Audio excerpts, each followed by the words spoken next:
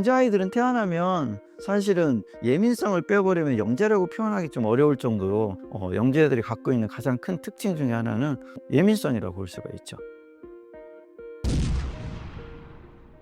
네, 안녕하세요. 정혜민입니다. 저는 이제 천안에서 에듀코어 수학이라는 교습소를 운영하고 있고요. 한 30년 동안 아이들 수학을 가르쳐 온 사람입니다. 오랫동안 수학을 가르치다 보니까 이제 조금 영특하고 수학적 이해가 높은 아이들, 이런 아이들을 자주 만나게 되었어요. 근데 그런 아이들에 대해 좀 더 깊이 있게 이해해 보고 싶어서 대학원에서 영재교육학을 공부했고요. 영재라는 것을 이론적으로만 이렇게 공부하다 보니까 아이들이 현장에서 느끼는 이제 정서적인 문제, 생활적인 태도적인 문제, 뭐 이런 학교 생활에도 문제, 이런 것들에 대한 의문점이 생기더라고요. 그래서 심리학 공부에서 임상심리사 공부를 했고요. 그러다 보니까 뭐 뇌과학 공부도 하고 심리학, 뭐 신학도 좀 공부하고, 그러다 보니까 이제 많은 아이들, 영재 아이들 좀 이해하는 그런 관점이 저만의 관점을 갖게 되었고, 그걸 토대로 해서 이번에 영재는 다르게 작동한다라는 책을 쓰게 되었습니다. 어쨌든 영재 부모들 입장에서는 일반적으로 영재라고 하면은 어머니들이 떠올리시는 그런 생각이 미디어나 이런 데서 나타나는 이제 이미 성취를 된 아이들, 뛰어난 성과를 내고 있는 아이들, 그런 아이들을 떠올리다 보니까 우리 아이는 좀 똑똑한 것 같은데 영재는 좀 아닌 것 같다. 근데 저렇게 똑똑한데 왜 생활도 조금 보편적이지 않고 행동하는 것도 좀 이상하고, 근데 거기에 맞는 뭐 양육에 대한 솔루션은 책에 봐도 잘 나와 있지 않고, 뭐 이래서 도대체 어떻게 이 아이를, 괜찮은 아이 같은데 어떻게 길러야 될지, 거기에 대한 이제 되게 뭐 답답함, 뭐 이런 것들 호소를 많이 하고 계시긴 하죠. 그래서 참 이해가 좀 안 된다. 보통 엄마들이 이런 생각을 좀 많이 하시더라고요. 이렇게 똑똑하면 뭐든지 잘해야 되는데 오히려 자기 고집이 너무 세고, 그렇다고 해서 뭐 어린아이가 자기 고집이라고 하면 자기도 아직 잘 모르는 텐데 어떤 성향, 편협된 성향도 가지고 있기도 하고, 또 너무 예민하고, 뭐 이런 거에 대한 불편함, 이런 것들에 대한 뭐 궁금함, 이런 것들이 되게 많이 나타나고 있죠. 어머니들 입장에서는 좋지만 기르기 힘든 아이, 뭐 이렇게 인식되긴 하죠. 근데 때로는 이제 인지적으로 좀 탁월한 아이들 중에서 스스로 부모와 개의치 않고 이제 잘 성장하는 아이들도 있어요, 오히려. 근데 그런 아이들을 표준 삼아서 본다면, 근데 대부분의 영재 아이들은 사실은 일반적이지 않기 때문에 좀 어려운 부분이 많이 있을 수밖에 없죠. 그러니까 첫 번째로 이제 똑똑하니까 뭐든지 다 할 수 있다라는 생각이죠. 그러니까 공부도 잘하고 이해력도 좋고 예의도 바랄 것 같고, 뭐 양보도 잘하고, 뭐 어떤 부분에 있어서 뭐 설명해 주면 바로바로 좀 더 자기가 또 효율성 있게 활용도 하고, 뭐 이렇게 생각하는 측면이 좀 있긴 하죠. 근데 실질적으로는 이제 그렇진 않고, 이제 뭐 관습에 대한 의문? 왜 꼭 인사해야 돼? 뭐 이런 의문도 나타나기도 하고, 내가 왜 양보해야 돼? 그러기도 하고, 이해가 안 되는 거는 끊임없이 물고 늘어지기도 하고, 그다음에 조금 자기가 흥미가 떨어지는 부분에서는 아예 뭐 학습할 의욕도 안 보이기도 하고, 이런 측면에서 이제 부모들이 좀 착각을 하는 측면이 좀 있긴 하죠. 기본적으로 이제 학습이 우선되잖아요. 사실 약간 지금 보통 웩슬러 검사상으로 볼 땐 130? 그 이상을, 우리는 이제 이 표준편차 이상 되는 2.2% 되는 아이들을 영재 아이라고 표현하는데, 실상은 그게 100% 지표상으로 상관관계가 높진 않으니까, 실질적으로 보면 145 이상 되는 아이들은 학습적인 문제는 거의 없어요. 공부하는 데 지장이 없고, 어쨌든 일반 아이들보다 학습의 습득 속도가 2배에서 3배 정도 빠르고, 그러다 보니까 연령상으로 보면 한 3, 4세 정도는 인지적으로 되게 높게 형성되어 있기 때문에, 초등학교 수준의 학습이나 중학교 수준의 학습은 사실 공부할 게 없다고 봐도 문제가 없죠. 그러다 보니까 이제 부모 입장에서는 뭐 공부하는 거에 대한 염려가 없죠. 근데 문제는 이제 너무 자기중심적이다 보니까 부딪힘이 발생하는 거. 제 책에도 썼지만 이게 다르다라는 개념이 되게 중요한데, 우리는 영재하면 포괄적으로 포함한다라는 개념을 많이 갖고 있어요. 그러니까 일반적인 아이들의 생활 그런 어떤 그 패턴이나 이런 것들을 다 알고 있으면서 거기서 플러스 알파로 더 잘하는 아이, 뭐 이런 개념인데, 사실은 제가 볼 때는 전혀 다른 세상에 사는 아이, 전혀 다른 세상, 그러니까 표준 편차에서 벗어난 아이가 표준 편차 속에서 산다는 자체가 매우 어렵잖아요. 야구로 따지면 LG 팬이 하나 팬 속에서 응원하는 기분이랄까, 뭐 이렇게 전혀 다른 개념이기 때문에 진짜 영재 아이들은 사회적인 어떤 그런 관계라든지 사회성 이런 거는 사실 부딪힘이 많을 수밖에 없기는 해요. 그다음에 이제 그렇지 않고 이제 영재적 태도는 많이 보이는데 잠재력을 많이 활성화되지 않은 애매한 이제 아이들 입장에서는 이제 조금만 방치하면 공부를 안 할 성향이 좀 높거든요. 그러니까 사회성보다는 학습적인 것을 되게 염려를 많이 하죠. 왜 그렇게 나타나냐면 전반적인 학습을 잘하는 게 아니라 관심 있는 부분을 좋아하다 보니까 영어는 잘하는데 수학을 안 한다든지, 수학을 잘하는데 영어 공부를 안 한다든지, 그러면 이제 학습에 치우칠 수밖에 없죠. 일단은 아이들과 관계는 그 두 번째 치고, 내 아이가 저 정도 잘하는 아이가 이것도 잘했으면 하는 그런 바라는 마음, 이게 간절하다 보니까 잘하는 거 그냥 두고 못하는 것만 계속 더 강화시키려는 그런 형태의 부모님들이 나타나긴 하죠. 다르다라는 개념이 일부러 제가 쓴 용어긴 한데요. 이제 영재라고 하면 모든 걸 다 잘한다라는 개념으로 하는데, 사실은 영재들의 가장 큰 특징은 이제 머릿속에 끊임없는 내적 자극이라는 것이 되게 중요한데요. 보통 아이들은 그 내적 자극보다 성장하면서 외적 자극에 반응하기 되게 바쁘라고 보시는 게 더 맞기는 해요. 왜냐면 감각을 통해서 외부 자극을 해석하는 것에 하루 종일 시간을 보낸다면, 영재 아이들은 외적 자극보다 내부에서 나타나는 의문, 궁금함, 아니면 앞뒤가 맞지 않는 비논리성, 뭐 이런 것들에 대한 생각이 많다 보니까 사실 외부 자극에 반응하는 시간이 적고 내적 자극에 반응하는 시간이 많고, 일반 아이들은 대부분 앉아 있다가 외부적 자극이 약해지면 엄마 나 심심해, 나 심심해서 뭐 하고 싶어, 이렇게 나타나는데, 사실 영재 아이들은 심심할 틈을 좀 못 느끼긴 해요. 이거 하다가 다른 생각이 떠오르면 또 저거 좀 하고, 저거 하다가 또 다른 생각하면 이거 하고, 내부적 이런 자극이 팽배하다 보니까 사실 일반 아이들하고 전혀 다른 세계에 살고 있는 아이들이라고 보시는 게 더 맞거든요. 그래서 다르다라는 개념으로 아이를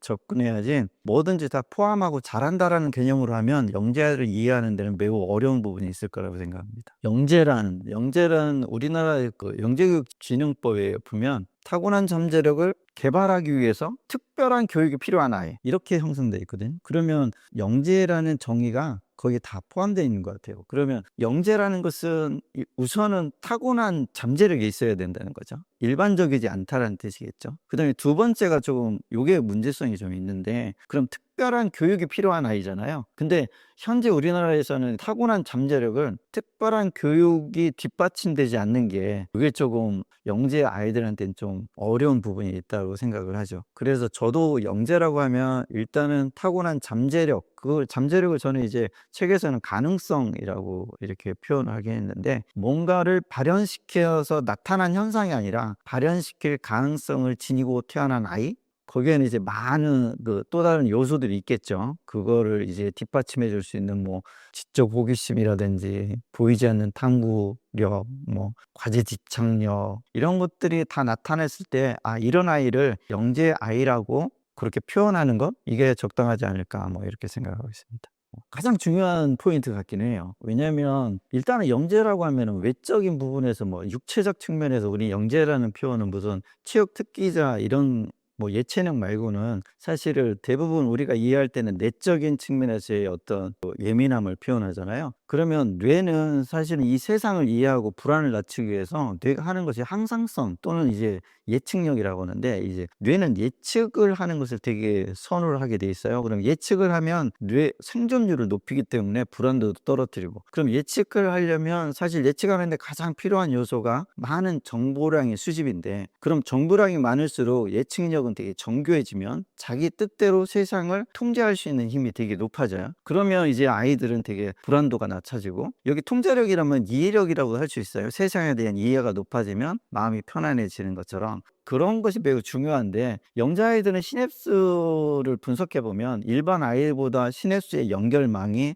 한 2배 정도 더 풍성하게 돼 있어요. 이렇게 풍성하게 돼 있다는 것은 우리가 이제 단순하게 뭐 볼펜을 보더라도 볼펜의 그 형태적 요소만 보는 것이 아니라 볼펜의 끝자락에 그냥 뾰족한 요소를 보게 되는데, 그 뾰족함에서 끝나는 것이 아니라 그 뾰족함은 날카로움은 뭐 참, 뭐 이런 식으로 확대적으로 이제 되게 미세하게 번져나가는 현상인데, 요걸 이제 제가 책에서는 방사형 뇌구조라고 이렇게 표현을 하긴 하거든요. 방사형 뇌 구조가 사실은 세상을 되게 작은 정보까지 수집하는 데 매우 유리하지만, 그렇게 유리해서 뭐 자기가 많이 이해하고 세상을 이제 통제하고 어쨌든 예측력을 높여서 불안도를 낮출 수 있지만, 사실 그것 때문에 이제 아이들이 되게 두려움도 많고 남들이 느끼지 못하는 공포도 더 느끼고, 감각적으로 아주 민감해서 뭐 사소한 뭐 옷을 사면 옷에 붙은 택도 너무 민감하게 반응해서 되게 싫어하고, 뭐 이런 아주 부작용이 나타나기는 하죠. 그래서 영재아이들은 태어나면 사실은 예민성을 빼버리면 영재라고 표현하기 좀 어려울 정도로 영재들이 갖고 있는 가장 큰 특징 중에 하나는 예민성이라고 볼 수가 있죠. 영재는 이제 고유성하고 이제 영재성은 좀 차이는 있기는 한데, 인간은 각자 다 다르게 태어났잖아요. 다르게 태어났다라는 것은 일단은 다름의 고유성이 좀 있어요. 그런데 사회와 과정을 통해서 고유성을 상실시키고 집단성, 공동성으로 가는 교육이 우리가 생각하는 공교육 시스템이라고 보시면 되는데, 그렇다면 각자가 갖고 있는 개별성을 확장하면 영재성이 될 수 있느냐? 뭐 가능성이 있다고 보기는 해요. 하지만 그렇게 하기 위해서는 사회적 어떤 기반 조성이 돼야 할 수 있는데, 이 교육적 체계를 보면 획일화된 교육 시스템에서 획일 교육을 고등학교 때까지 하는 과정 속에서 그런 많은 개별성에 다 뭐 죽는다? 그게 다 표현할 수 없는 상태로 돌아간다? 뭐 이런 것들이 큰 문제가 될 수 있지, 사실은 각자가 태어나고 있는 고유의 뭐 잠재성? 이거는 누구나 개발하면 가능하지 않을까? 뭐 이런 생각을 하고 있죠. 그 예를 들어서 이제 지능 지수 중에서 가장 늦게 발현되는 지수가 이제 대인관계 지능이라는 건데, 대인관계 지능 같은 경우는 이제 20세 넘어서 발현이 될 수밖에 없어요. 왜냐면 그동안에 많은 아이들에 대한 관찰과 뭐 대면했을 때의 느낌, 저 아이는 저럴 때 저런 걸 좋아하고 이런 걸 좋아하고 이런 것들에 대한 정보가 많이 쌓여야 나중에 통합적으로 한 성인이 됐을 때, 아, 나는 저 아이한테 어떤 말을 했을 때 어떤 반응이 올 것이다, 뭐 이런 어떤 대인관계 지능이 발달되는데, 그거는 타고났다기보다는 많은 시행착오와 기질적 측면 이런 것들이 이렇게 통합되면 자연스럽게 좋아질 수 있는 거죠. 예를 들어서 뭐 유재석이랑 강호동, 뭐 신동엽 이런 분들이 학창 시절에 공부를 그렇게 썩 잘하거나 뭐 어떤 한 분야의 특질을 갖다기보다는 남들을 재밌게 하고 즐겁게 해준다는 그 하나의 어떤 그런 기질적 특성이 나중에 영재성 비슷한 형태로 드러날 수도 있다. 뭐 이런 측면에서는 많은 부모님들께서 아이가 갖고 있는 특정한 부분만 빨리 발견한다면 누구나 될 수 있다고 생각을 하죠. 그런데 통계학적으로 볼 때는 이게 좀 많이 어려운 부분이 있긴 해요. 왜냐하면 우리가 성인의 25%가 자기 특성을 좀 이해하고 산다고 하거든요. 그러면 나는 무엇을 좋아하고 뭘 잘하고 뭐에 대한 관심이 높다 이렇게 하는데, 남은 75%는 사실 지금 40세 넘은 어른한테 물어봐도 당신은 무엇을 좋아하는 것 같아요? 이렇게 물어보면 글쎄요, 이렇게 대답하시는 분들이 많은 것처럼 사실은 자기 특성을 정확히 이해하는 이건 되게 어려운 부분이기도 하긴 해요. 그 다음에 고등학생의 한 10% 정도가 자기가 무엇을 잘하는지 명확하게 알고, 나머지 90%는 자기가 무엇을 좋아하는지 아직까지 잘 모르는 형태로 성장한다, 이런 형태가 돼 있죠. 그래서 우리는 아이들의 장래나 뭐 자기 희망사항 이렇게 물어보면 직업군을 말하지 자기의 특성을 말하는 아이들이 적다. 뭐 이런 측면에서 보면 이론상으로는 누구나 영재가 될 수 있지만, 현실적으로는 그게 사실은 타고난 어떤 자기의 기질적 측면이 이제 우선적으로 드러나지 않는 한 많은 부모들이 놓칠 수밖에 없는 그런 현실이라고 볼 수가 있죠. 저는 이런 얘기를 많이 해요. 아이들은 개별성이라고 했잖아요. 개별성이면 우리는 아이를 볼 때 개별성으로 보지 않는다. 왜냐하면 기준을 외부로 두기 때문에 외적 기준에 대한 아이를 평가하기 때문에 아이가 갖고 있는 잠재성을 발견하기는 매우 어렵다. 그리고 또 부모가 되게 좀 연령대가 30대라고 한다면 사실 부모의 연령대 30대는 아이를 관찰하는 데 심혈을 기울이지 않고 자기 삶 영위하는 데도 바쁘기도 해요. 그래서 누구를 관찰하고 이렇게 뭐 유심히 아이의 특성을 살핀다?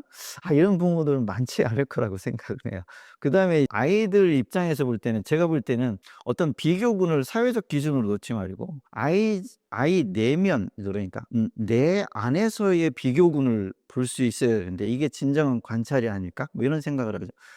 나라는 사람이 있을 때 분명히 내 안에서의 비교군에서는 잘하는 게 무조건 누구에게나 하나씩 있다는 거죠. 간단하게 뭘 해도 어떻게 반응이 빠른 아이, 아니면 먼저 하고 싶은 욕구가 많은 아이, 뭐 이런 것들만 해도 그 기질적으로 타고난 자기 내면에 갖고 있는 것 중에서 비교군에 가장 우수한 것은, 이게 어떤 좋은 점이 있냐면 아이의 자발성과 능동성을 키워준다는 거거든요. 근데 내가 생각은 나 이거 잘하는데 그걸 계속 시켜 놓으면 내가 잘하니까 그걸 흥미롭고 재밌게 하는데, 사회적 기준으로 봤을 때 쟤보단 못하고 뭐 쟤보단 떨어지는데 부모 입장에서는 '저걸 잘한다.'라고 볼 수 있을까?'라고 생각하는 순간 아이 입장에서는 부모가 가장 가까운 부모가 인정을 못 해 주는데 아이 스스로 그 어린 나이에 뭐 '그걸 잘한다.'라고 표명한다는 게 쉽까? 뭐 이런 생각을 좀 많이 하죠. 그래서 실상은 뭐 유대인 같은 경우는 이제 자녀가 10살 되기까지 자녀를 양육하는 데 위대한 여정으로 인식을 하거든요. 그래서 유대인 같은 경우는 엄마가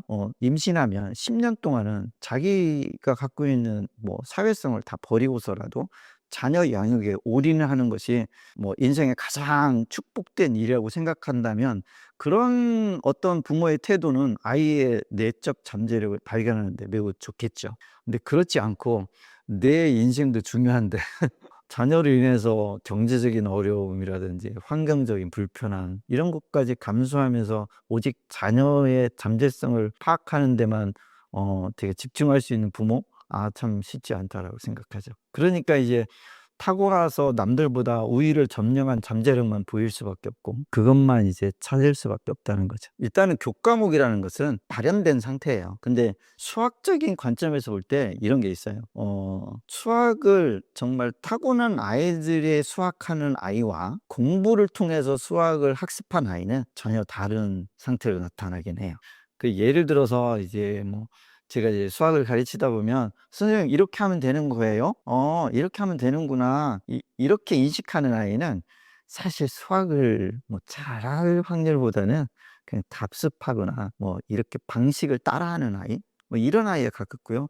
"선생님 왜 이렇게 해야 돼요? 꼭 이렇게 하는 이유는 뭐예요? 이거 어디다 써요? 이거 배워서 뭐 어떻게 하라고, 이거 꼭 필요해요? 지금 나 이거 하지도 않는데 왜 이걸 꼭 해야 돼요?" 이렇게 뭔가를 나타난 현상보다 뒤에 숨겨진 어떤 원리나 그 이유를 탐색하려고 하는 성향? 이게 이제 영재들이 갖고 있는 근본적인 원리나 본질을 알려고 하는 것. 이게 가장 기본적인 핵심이지 않을까 이런 생각을 하죠. 예민성도 사실 보이지 않는 것까지 보려는 속성이거든요.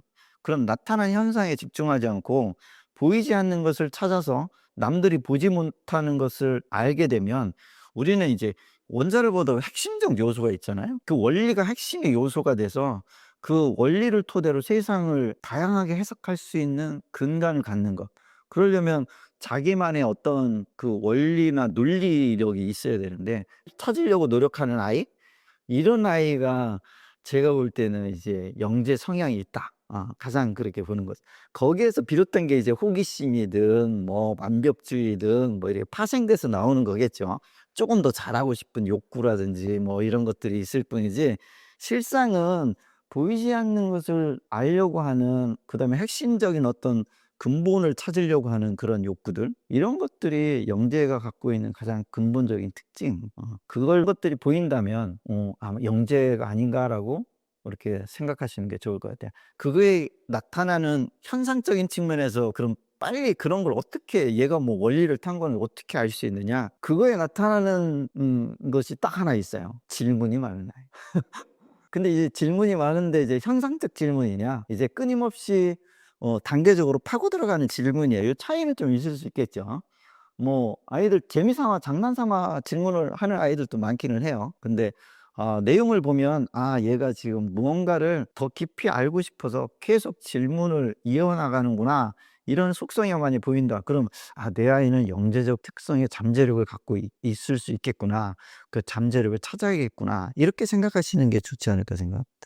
검사를 직접적으로 하진 않아도 이제는 이제 보면 1 시간만 이제 수업을 진행해 보면 어쨌든 일단은 보이지 않는 현상에 대한 질문이 없고요. 추상에 대한 질문이 많아요. 그러니까 뭐 흔히 잘 질문하는 것이 무한에 대한 질문을 많이 하고요. 뭐 파이는 왜 끝없이 그러면 0.999999 넣으면 1이 될 수 없는데 왜 1 이라고 하죠? 그래도 0.9999가 1은 다른 거 아니에요? 그 수렴한다고 하더라도 그거는 어차피 차이는 발생하는 거 아닐까요? 뭐 0 분의 0은 왜 0이 아니에요? 뭐 이렇게 일반적으로 우리가 "2 더하기 3은 왜 5 예요?" 라는 질문보다는 전혀 생각지도 못한 질문들을 하는 아이들이 있어요.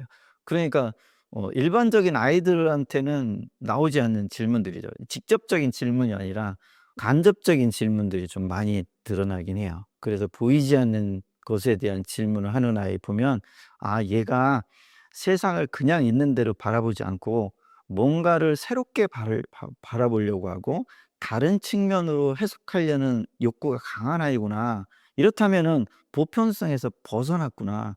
그럼 보편성에서 벗어났으면 이제 얼마나 벗어난지는 이제 제가 다른 질문을 통해서 이제 찾아내는 일밖에 없는 거죠. 일단은 질문이 왔을 때 멈추면 안 돼요. 그러니까 그거는 지금 숙제하고서 해. 지금 밥 먹고 해. 뭐 하고 해." 이렇게 질문을 끊는 행위가 되게 위험하거든요. 그러니까 아까 말씀드렸지 영재들의 아이는 뇌는 방사형 구조가 되게 높다고 했잖아요.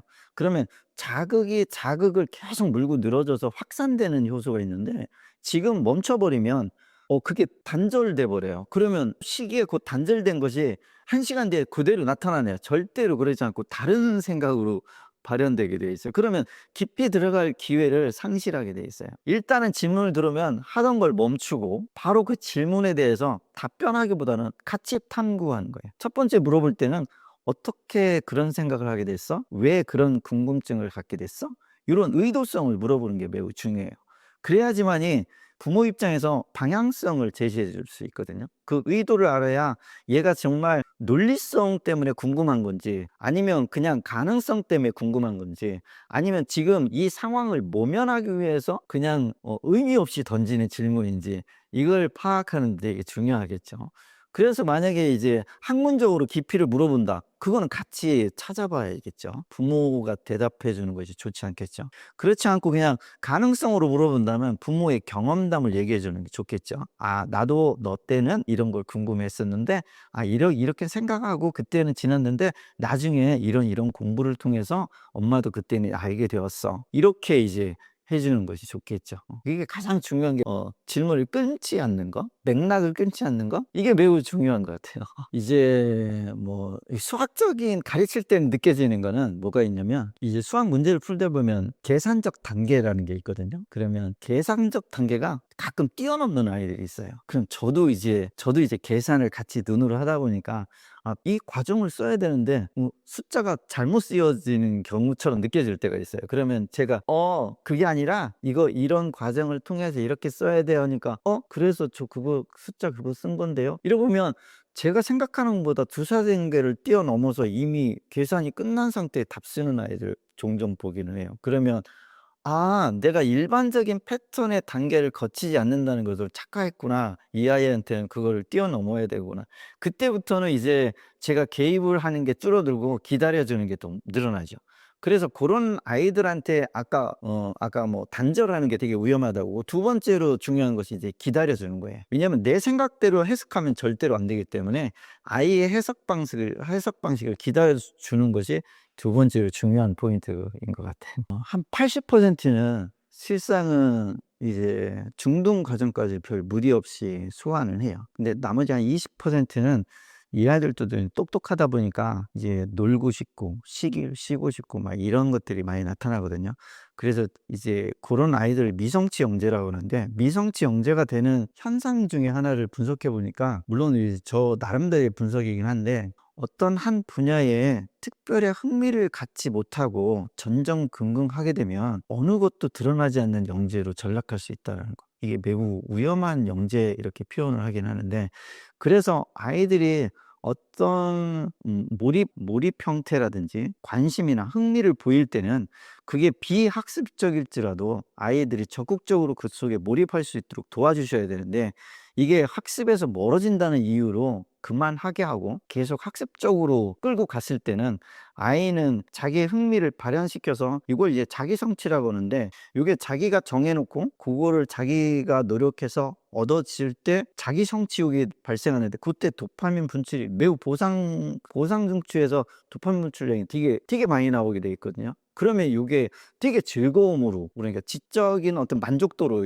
나오게 돼 있어요. 그러면 아이는 계속해서 어떤 자기 목표를 계속 만들어내고, 아 저기까지 해볼까? 이래서 한계점을 일반 아이보다 점점 뛰어넘는 아이로 성장할 수가 있는데, 그런 기회를 갖지 못하는 건 이게 되게 위험하다고 볼 수 있죠. 그래서 무조건 학습적으로 하다 보다는, 아이의 학습적인 것은 그냥 제가 볼 때는 이런 거죠. 한 초등학교 6학년 정도 되면 우리가 학습하는 데 가장 필요한 요소가 추상론의 발달인데, 뇌의 추상론 발달을 보면 초등학교 6학년 정도 됐을 때 성인의 한 80%의 추상론이 확장하게 돼 있어요. 그럼 초등학교 3학년 이전까지는 사실 추상론이 없기 때문에 현상적인 학습에서 머무르게 되거든요. 그럼 추상론 학습하면 되게 유리한 것이 사랑 뭐 이런 것들에 대한 해석 능력이 되게 많아지고, 그 추상적인 단어들이 되게 많은데 그 추상적 단어의 습득력이 높아지게 돼 있거든요. 그래서 전 세계적으로 보면 수학 학습도 보면 중학교 1학년 과정부터 우리가 추상적으로 넘어가게 돼 있어요. 그 이전까지는 현상이죠. 그러니까 이 일반적으로 나타나는 덧셈뺄의 사칙 연산에서 머무를 수밖에 없는 게 추상론이 발달이 안 돼서 그런 거죠. 그렇다면 영재 아이들은 이미 추상론이 다른 아이보다 2, 3년 앞선 아이이기 때문에, 너무 학습적인 것은 그때 6학년 때에도 한 6개월만 해도 남들이 몇 년 했던 거를 한꺼번에 습득할 수 있는 그런 능력을 가졌다라는 것을 믿으셔야 돼. 단지 그 이전에 앞에서 말씀드렸듯이 그 몰입했던, 자기가 흥미 있고 관심 분야를 좀 깊고 넓게 그렇게 탐구했던 그런 것들의 어떤 기반이 됐기 때문에 그걸 토대로 학습은 쉽게 이루어질 수 있다. 뭐 이렇게 보시는 것이, 근데 참 당사자 입장에, 부모 입장에서는 불안할 수도 있겠죠.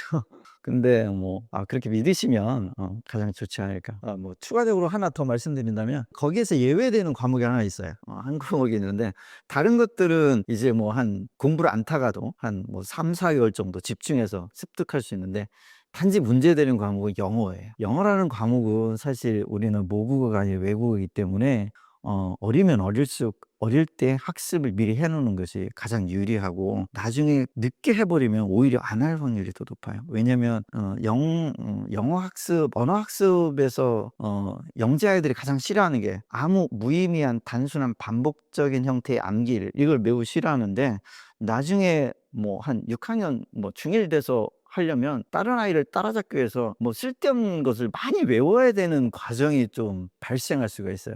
이런 것들이 발생해 버리면 공부를 더 기피하는 현상이 나타나서 오히려 영어를 더 안 하려고 하는 성향이 있기 때문에, 영어 학습만은 좀 어렸을 때 기저를 닦아주는 학습을 좀 많이 해주는 게 좋지 않을까, 이런 생각을 하죠.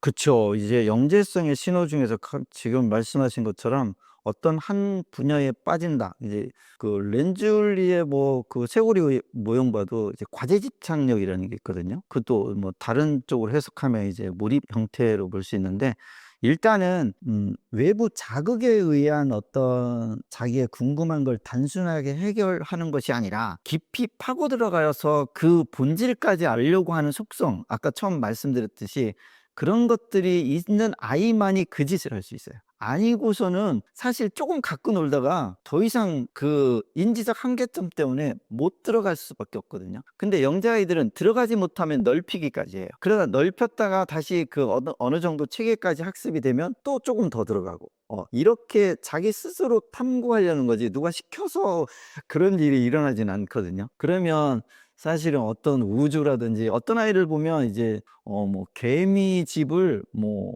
전지에다가 개미집만 막 동일하지만 조금씩 다른 개미집을 다 그리는 아이들도 봤고요. 그다음에 서울시의 그 지하철 노선도를 아주 정말 디테일하게 다 그리는 아이들도 봤고요. 세계 국기에 대해서 뭐 미시하게 분석해서 국기만 다 외우는 아이들. 물론 어떤 아이는 또 이제 주기율표 암기하는 아이들. 뭐 이런 애들이 있는데 사실 부모 입장에서는 저거 뭐 지하철 노선도 저거 외워서 뭐 하지? 뭐 이럴 수 있겠지만 사실은 그게 엄청난 뇌를 전반적으로 활성화시킬 수 있는 그 아주 단단한 기반을 마련해 주는 행위이기 때문에 저 같은 경우는 매우 필요하다고 보고요. 그다음에 그 활동이 10세 이전에 하는 것이 가장 이상적이다. 10세 이후에는 사실은 다른 욕구들이 발생하거든요. 그렇기 때문에 이제 미디어에 빠진다든지 게임에 빠질 확률이 매우 높고, 그 이전에는 사실은 그 이전에 할 수 있는 유일한 시기가 아닌가? 그래서 그 시기에 만약에 그런 우주나 이런 데 빠진다면 정말 축복받는 것이 아닐까? 감사하게 생각해야 될 것 같습니다. 자, 이제 아이들은 이제 어떤 데 관심 분야가 있으면 그 관심 분야의 다음 단계까지는 잘 모를 수가 있어요. 그래서 사실은 부모 입장에서는 첫 번째 해줘야 될 것이 지하철 뭐 이런 거에 빠져 있다. 뭐 그러면 아이가 정말 지하철 노선의 어떤 지리적 형태 아니면 순서적 형태 아니면 지하철 이름에 빠져 있는지 이런 걸 잘 분석하셔야 돼요. 아니면 지하철에 빠져 있는지 아니면 철도의 구조에 빠져 있는지 이런 거를 분석해서 그 다음을 정보를 제공해 줘야 되는 거, 이게 매우 중요하죠. 근데 그냥 단순히 아이가 뭐 공룡 이름을 많이 잘 외운다?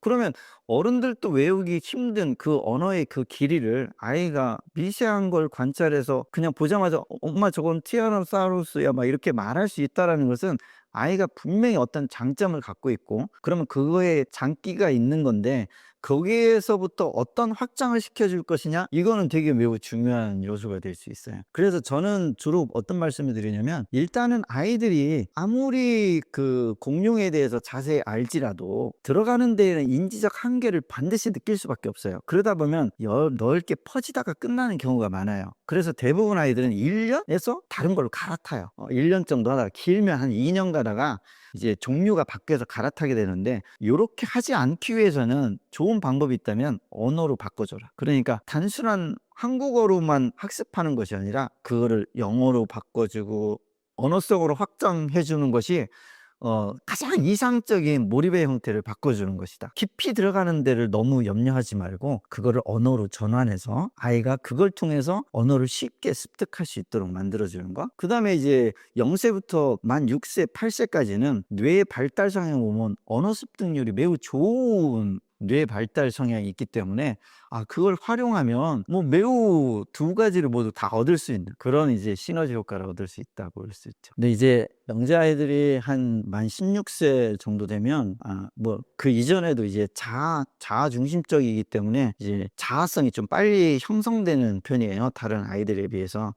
근데 자아가 형성되기 이전에 좀 문제가 될 수 있는데, 그 이전에는 뇌에서 끊임없이 물고 늘어지는 의문들이 계속 나타나게 돼 있어요. 그러면 하루 종일 뇌가 계속 이 생각했다 저 생각했다, 저거 파고들었다 저거 파고들었다 하면 자기가 지치는지도 모르고 뇌를 끊임없이 써야 되는 상황이 도래하는데, 가끔 어떤 아이들이 와서 무슨 얘기하냐면 나 일반 영재로 태어난 걸 되게 후회스럽게 생각해. 엄마 나 그냥 다른 애들처럼 태어났으면 안 돼. 나 영재 같은 거 하기 싫은데. 왜? 이러니까 제발 생각이 멈췄으면 좋겠어. 생각이 멈추질 않아. 너무 힘들어. 이렇게 말하는 아이들이 있거든요. 그러나 그런 아이들이 사실 그 호소해서 그렇지, 일반 아이들, 영재 아이들 대부분의 아이들이 아마 끊임없는 생각에 뭐 파도처럼 밀려오는 걸 많이 느끼고 있어요. 그럴 때마다 어떤 끊어줄 필요성이 있는데, 이 끊어주는 현상이 미디어에 빠졌을 때가 문제가 될 수 있어요.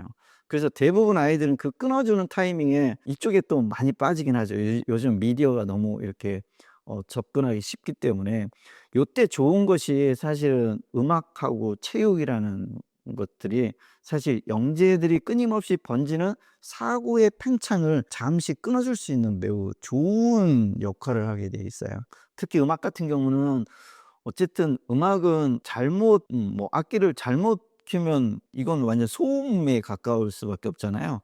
그래서 늘 조화를 맞춰야 되고 박자나 리듬을 다 조율해야 돼요. 그러면은 어떤 기존의 범위에서 벗어나면은 안 되는 거기 때문에 그 조율하는 데 에너지를 다 소모해서 다른 떠오르는 생각들이 멈추게 되는 효과가 있고, 운동도 이제 균형을 잡아야 되고 순간적으로 즉각적인 반응을 해요. 동물적인 즉각적 반응을 해야 되기 때문에 다른 생각 속에 놓일 시간을 거의 뺏을 수밖에 없어요. 그렇게 한두 시간씩 거기에 매몰되는 거 매우 좋은 현상 중에 하나죠. 제가 만나봤던 영재 아이들 중에 어떤 아이는 학교 갔다 오면 3 시간을 피아노를 쳐요. 또 그 아이 엄마가 저한테 상담을 고민했던 것이 수학 공부를 먼저 하고 피아노를 치면 안 되겠냐." 자꾸 학원 시간이 안 맞는데 쟤는 꼭 저걸 안 치면 아무것도 안 하려고 한다. 그런데 저는 그 아이를 되게 좋게 봤어요. 왜냐하면 스스로 자기의 두뇌를 시킬 수 있는 시간을 찾았다는 거거든요. 그래서 3 시간을 실컷 치고 나면 공부 학습량이 매우 빨라지기도 하고 본인도 되게 정서적으로 안정되고, 뭐 그런 피아노 치지 않았을 때는 막 짜증 내고 뭐 한 문제 푸는데도 시간이 오래 걸리고 뭐 이런 현상이 많이 나타나기도 하긴 하죠. 근데 이제 그래서 아이들한테는 일부러라도 뭐 음악 악기 하나 정도 꼭 이제 악기를 떠나서 노래 부르는 것도 괜찮고 뭐 음악 감상하는 것도 나쁘지 않고, 운동도 사실은 이제 권하고 싶은 거는 이제 함께하는 운동보다는 이제 혼자 하는 운동이 좋긴 해요. 줄넘기 뭐 이렇게 혼자 할 수 있는 수영 이런 것들이 좋지, 함께 하면은 또 스트레스거든요. 뭐 비교해야 되고 경쟁 속에 놓여야 되니까 축구나 야구 이런 거 하면 사실은 좀 기질적으로 타고나지 않다면 사실은 혼자 하는 운동을 통해서 뇌를 휴식시키는 거, 이것을 좀 저는 권하고 있는 편입니다. 제가 볼 때 가장 큰 것은 이제 아이를 인지적 측면에서 어른처럼 대해 주기. 이제 제가 느끼는 것 중에서 가장 큰 부분이 그거인 것 같아요. 그러니까 영재 아이들은 스스로 자기가 똑똑하다는 사실을 알고 있거든요. 그런데 엄마나 어른들이 나를 그렇게 이렇게 똑똑하다는 시선으로 대해지는 것이 아니라 어린아이가 조금 뭘 좀 안 해? 뭐 이런 형태의 시선으로 바라볼 때 아이는 '아 이게 왜 나를 무시하지? 나의 이렇게 나 괜찮은 사람인 것 같은데 왜 이렇게만 대해 주지?' 예, 이런 생각을 가질 수밖에 없거든요. 그래서 저는 2 가지를 꼭 얘기해 줘요. 그러니까 첫 번째, 인지적인 이야기할 때는 그냥 한 인격체로서 대해서 그냥 동등하다라는 개념으로 서로 대화를 하는 거, 이게 매우 중요한 거고, 두 번째는 인격적이지 않을 때 이제 정서적일 때는 의외로 아이들이 정서적인 기회가 되게 적어요. 왜 그러냐면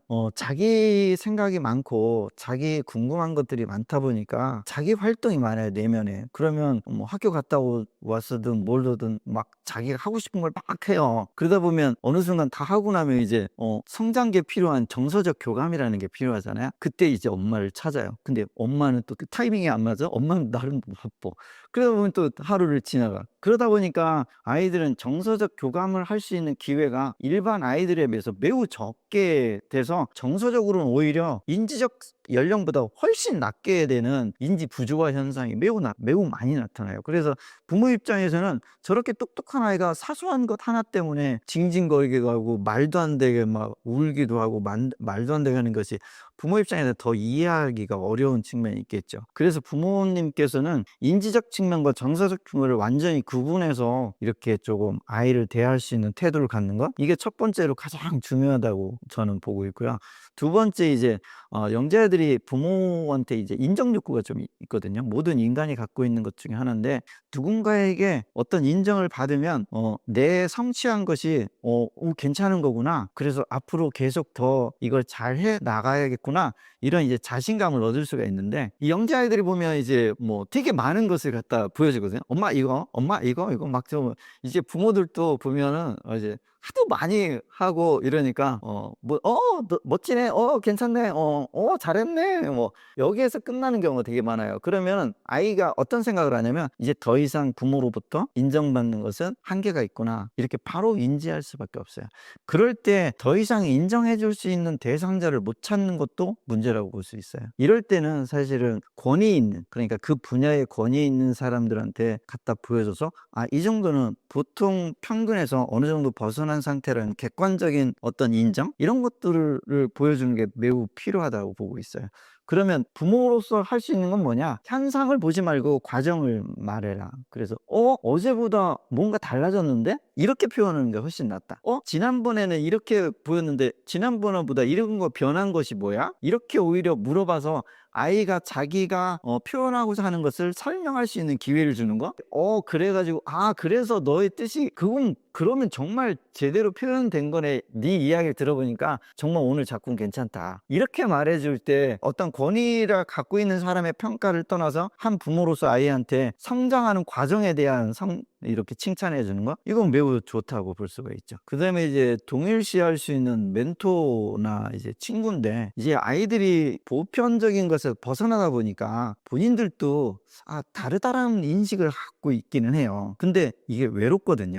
왜냐하면 일반적이지 않으니까 유치원 때부터 드러나거든요. 그러면 아이들이 혼자 구석에 앉아서 자기 하고 싶은 것만 하고 이러다 보면 아이도 어느새 난 쟤들이랑 너무 다르고 쟤들이랑 어울리지 못하는 내가 이게 잘못된 게 아닐까? 뭐 이런, 그리고 나는 왜 이렇게 외롭고 혼자 이렇게 동떨어진 세상 속에 살아야지? 이런 어떤 내면의 갈등이 있을 때 비슷한 또래를 발견하면 괜찮구나, 나도 저런 나 같은 아이들이 또 있긴 있구나, 그 아이들은 소통하면 나 되게 괜찮은 사람이구나 라는 어떤 자기 확신, 뭐 이런 것들을 줄 수가 있죠. 그래서 성장기에는 사실 나중에 커서는 큰 문제는 없어요. 왜냐면 그 정도는 이제 구분할 수 있는 능력이 되기 때문에. 문제는 이제 어린 그 초등학교 때까지가 동일한 비슷한 또래를 만들어 주지 못하면 아이들이 스스로 자기는 조금 이상한 아이라고 인식 자체를 잘못할 수 있기 때문에 그 시기에는 매우 필요하죠. 뭐 과고나 영재고를 만약에 들어가 버리면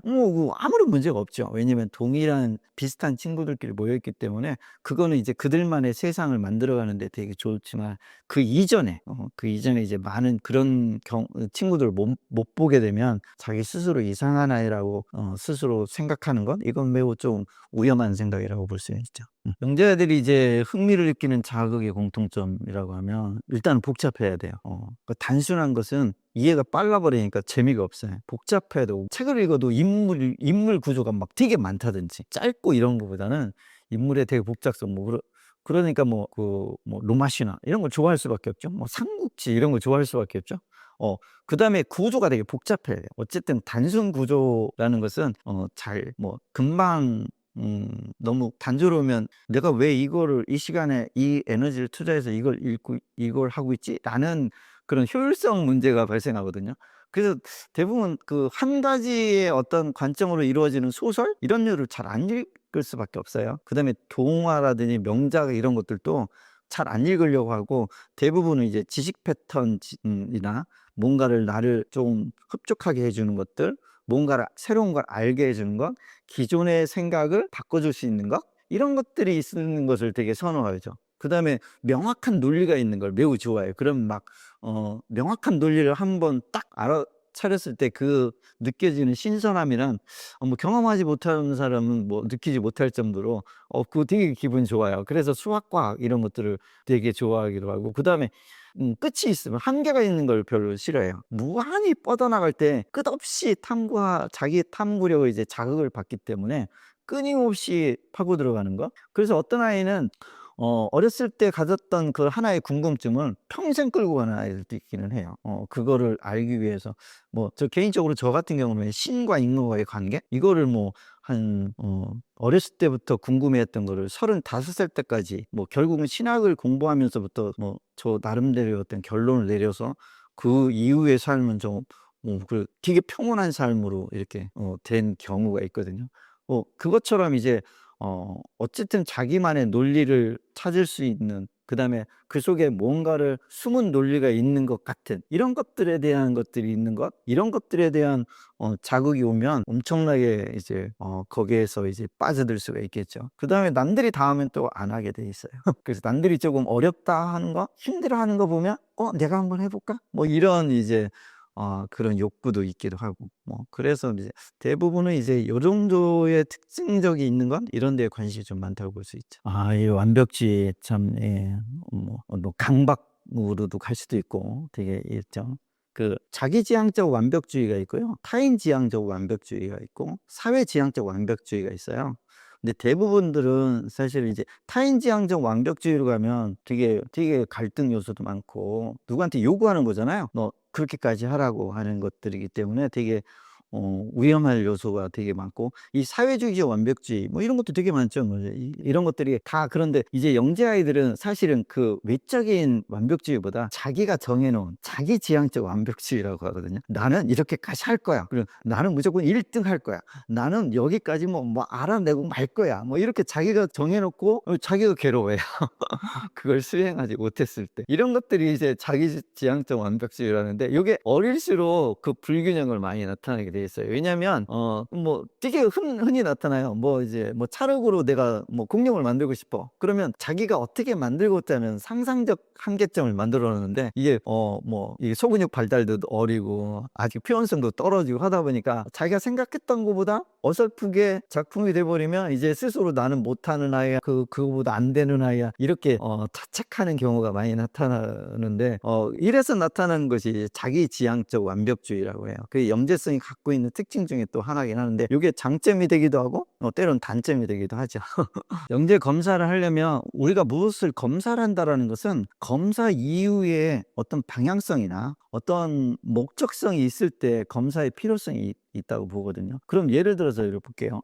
만약에 영재 검사를 했는데 그 이후에 뭐 학습적 방향성이 없어. 의미가 없다고 보긴 해요. 그럼 뭐 그냥 영재면 영재인 거지. 그 이후에 뭐 검사해서 뭐 할 거야. 뭐 이럴 수는 있긴 하죠. 근데 그게 이제 우리나라의 좀 큰 문제인데 지금은 그래서 이제 어린아이들을 영재 검사를 했는데 뭐 지금 갈 수 있는 곳이 대학 부설 영재원이라든지 시도교육청 영재원 뭐 요 정도 가려고 하는 영재 검사 이러면 이제 목적성이 있기 때문에 그때는 내가 거기를 가려면 영재 검사를 반드시 해야겠죠. 근데 내가 거기 갈 생각도 없어. 그러면 영재 검사를 하는 뭐 특별한 이유는 없다고 보기는 해요. 근데 저는 어떤 측면에서 영재 검사가 필요하냐면 우리가 일반적이지 않은 사고 패턴을 발견했을 때 아이를 이해하는 방식은 달라지기 위한 목적을 둔다면 영재 검사가 필요하다는 거죠. 그럼 부모 입장에서 이 아이는 내가 이해가 안 돼. 도대체 내가 배웠던 내 상식적인 양육법으로 이 아이를 케어하는데 되게 어려움이 많아. 그러면 나한테 목적성이 발생하겠죠. 그럼 이 아이를 이해하기 위해서는 내가 양육에 힘듦이 있다? 그럼 영재 검사가 필요하다고 보고 있어요. 근데 그렇지 않고 학습도 잘하고 있고 뭐 특별한 어려움이 없어. 그럼 뭐 굳이 목적성이 없는데 영재 검사? 이건 전 필요 없다고 생각을 해요. 그래서 내 아이가 나를 힘들게 하지 않고 사회적으로 적응도 잘하고 똑똑한 아이 분명히 그런 영재들도 있거든요. 우리가 문제만 있는 영재가 있는 것이 아니라 사회 적응도 잘하고 뭐 잘 성장하는 영재들도 되게 많기는 해요. 이렇게 말하는 이유는 그렇지 않은 아이들 때문에 이런 저 같은 경우도 책을 쓴 거지 잘 자라고 있는 아이들은 사실은 그냥 두면 되긴 해요. 근데 그렇지 않고 불편하거나 이럴 때는 저는 영재 검사를 통해서 아이의 이해도를 폭을 넓히는 목적성을 분명히 한다면 영재 검사를 하는 것이 좋다라고 생각을 하죠. 이제 영재 검사를 저는 이렇게 말해요. 어쨌든 웩슬러 검사를 통해서 본다면 웩슬러 검사를 통해서 예를 들어서 언어 이해 지표가 매우 높게 영재성이 드러났어요. 그러면 아이한테는 아까 처음에 말씀드렸던 것처럼 자기 내적인 측면에서의 잠재력을 발견하는 게 되게 중요한데 보니까 혜민아 널 보니까 너는 언어 쪽으로 특화돼 있대. 너는 이거 하면 되게 다른 아이보다 수월하게 습득할 수 있는 능력을 가지고 있대. 오, 우리 너무 좋은 거 발견한 것 같아. 그럼 앞으로 너는 좀 더 언어에 대한 관심을 좀 더 가지면 넌 더 유리한 세상을 살 수 있을 것 같아. 라고 말하는 것이 제가 말하는 영재성에 대한 아이한테 전달해 줄 내용이라고 보고 있어요. 총체적으로 그냥 넌 영재야 라고 말하는 것이 아니라 아이가 갖고 있는 그 잠재력을 발견한 내용은 반드시 얘기를 해줘야 아이 스스로도 거기에 대한 자긍심이 있고 자신감을 갖고 거기에 더 적극적으로 이제 임하는 아이가 될 수 있다라는 건 그런 측면에서는 이제 얘기해 주는 게 좋죠. 그리고 아이 스스로도요, 자기가 이거는 난 잘하는데 라고 이미 알고 있어요. 그렇지 않으면 영재가 아니겠죠. 그죠? 이제 일반적으로 한 초등학교 저학년 아이들의 대상으로 하는 뭐 적성 검사 이런 것들 보면 자기 지필식 검사거든요. 그러면 왜곡될 확률이 매우 높아요. 그리고 자기에 대한 자기 인지가 그렇게 높다고 볼 수는 없어요.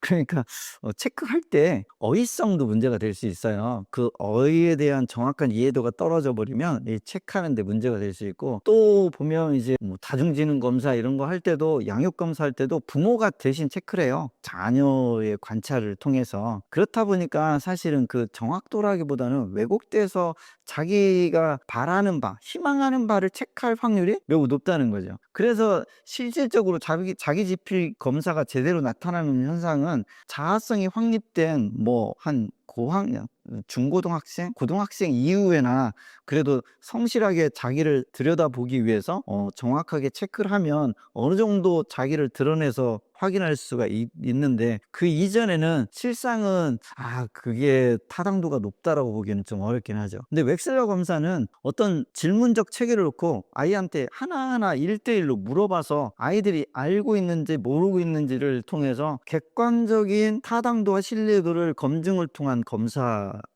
이긴 하죠. 그리고 그거에 따른 연구도 되게 많이 오래돼 있고요. 거기에 따른 학습적인 인과관계 뭐 이런 것들도 되게 많이 돼 있기 때문에 그 이미 검증된 도구이기도 하고, 지필 검사가 아니라 1대1로 아이의 성향을 분석할 수 있는 아주 뭐 장점이 있죠. 단점이라면 시간이 오래 걸리고 아이 질문자와 뭐 대답하는 자의 피로도가 뭐 매우 높다라는 것, 이게 좀 단점이 될 수가 있겠죠. 그래서 이제 웩슬러 검사는 애초에 만들어진 게 이제 군인 선발용으로 만들어졌거든요. 그러니까 이제 군대 갔을 때 이상한 사람은 걸러내야 되잖아요. 아니면 문제사병으로 될 수 있기 때문에. 근데 이제 그걸 그 전제로 만들기 시작한 것이 이제 점차적으로 일반화돼 가지고, 일반화됐는데 영재적 아주 우수한 아이들을 봤더니 이걸 영재의 판별 도구로 사용해도 타당도가 있겠다 해서, 그때부터 이제 웩슬러 검사가 영재를 이제 선발하는 검사의 도구로 됐을 뿐이지 100% 영재를 선발하는 도구라고 보기에는 좀 어렵긴 하죠. 그렇죠. 이제 웩슬러 검사만으로도 가능하다기보다는 웩슬러 검사를 통하고 아까 말씀드렸던 이제 영재적 특성이 드러났느냐가 더 중요한 것 같아요. 그러니까 검사는 어찌 보면 내 아이가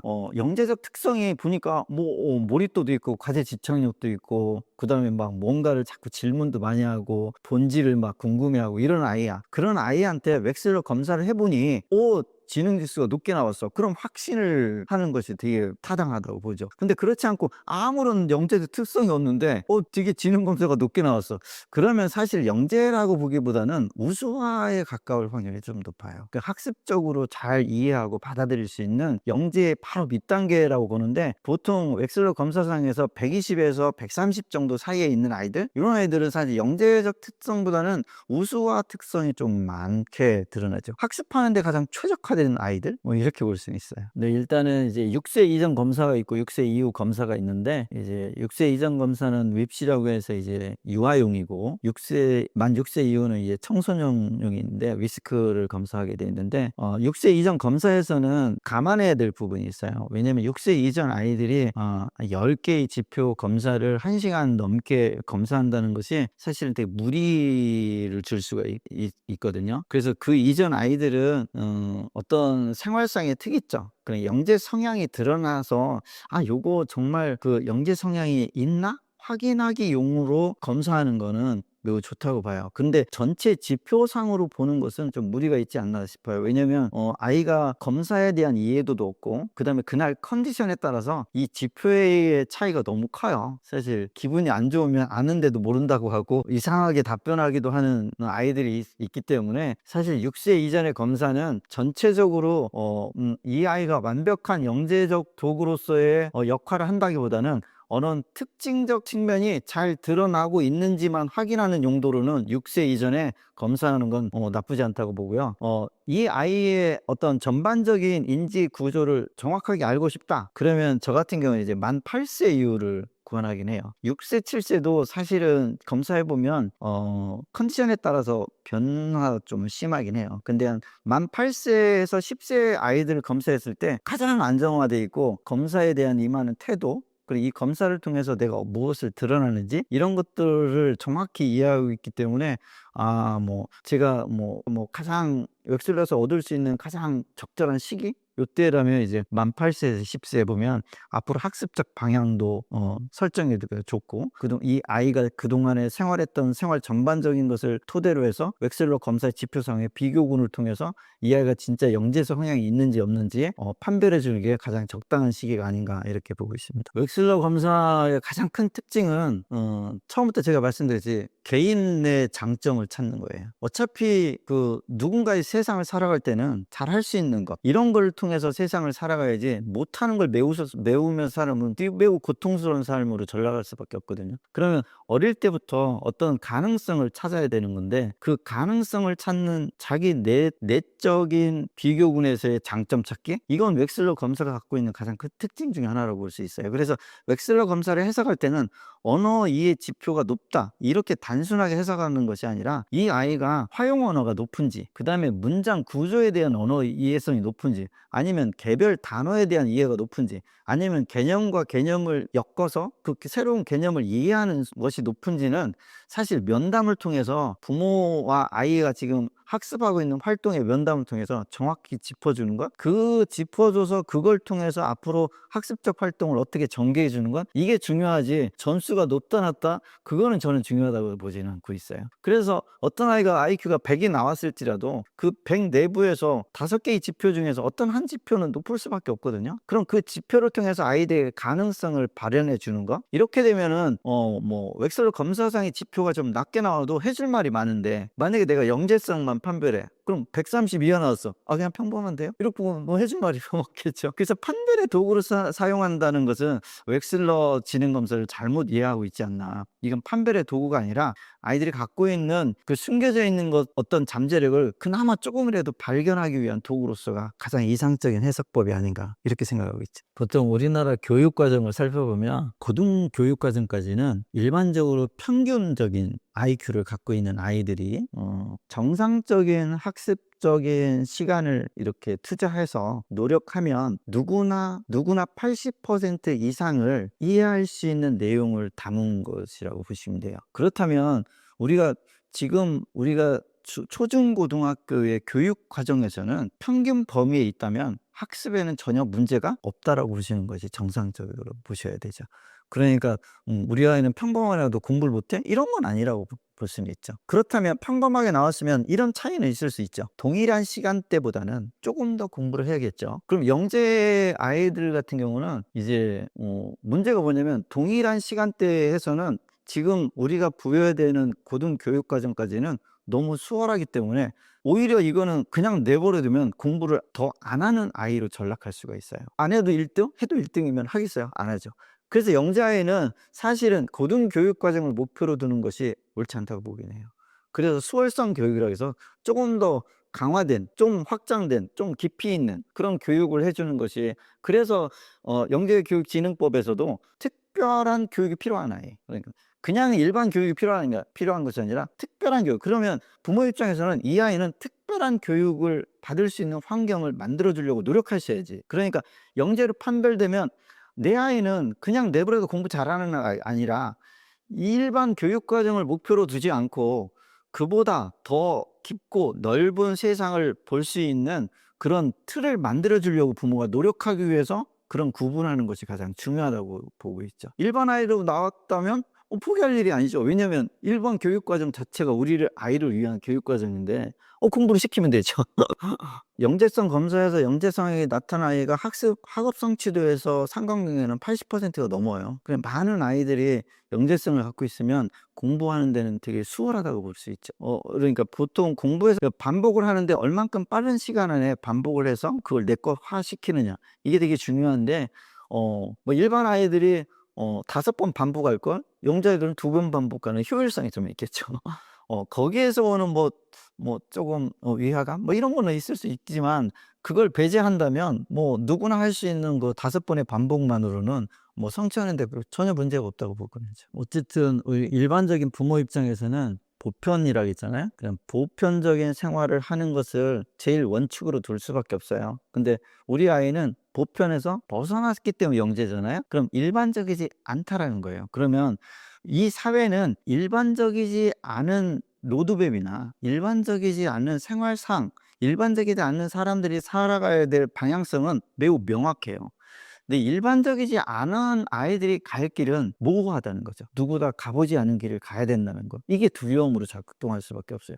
그러니까 일반적이지 않은 아이를 자꾸 일반화시키고 싶어 하는 거죠. 왜? 거기에 안정성이 높으니까. 남들이 간 길 가는 게 가장 편하잖아요. 그냥 무난하게 학교 공부 열심히 해서 뭐 스카이 가고 좋은 직장 가고, 이게 이제 일반적인 우리가 생각하는 가장 안전한 길인데, 이 아이들은 거기에 관심이 없다는 거죠.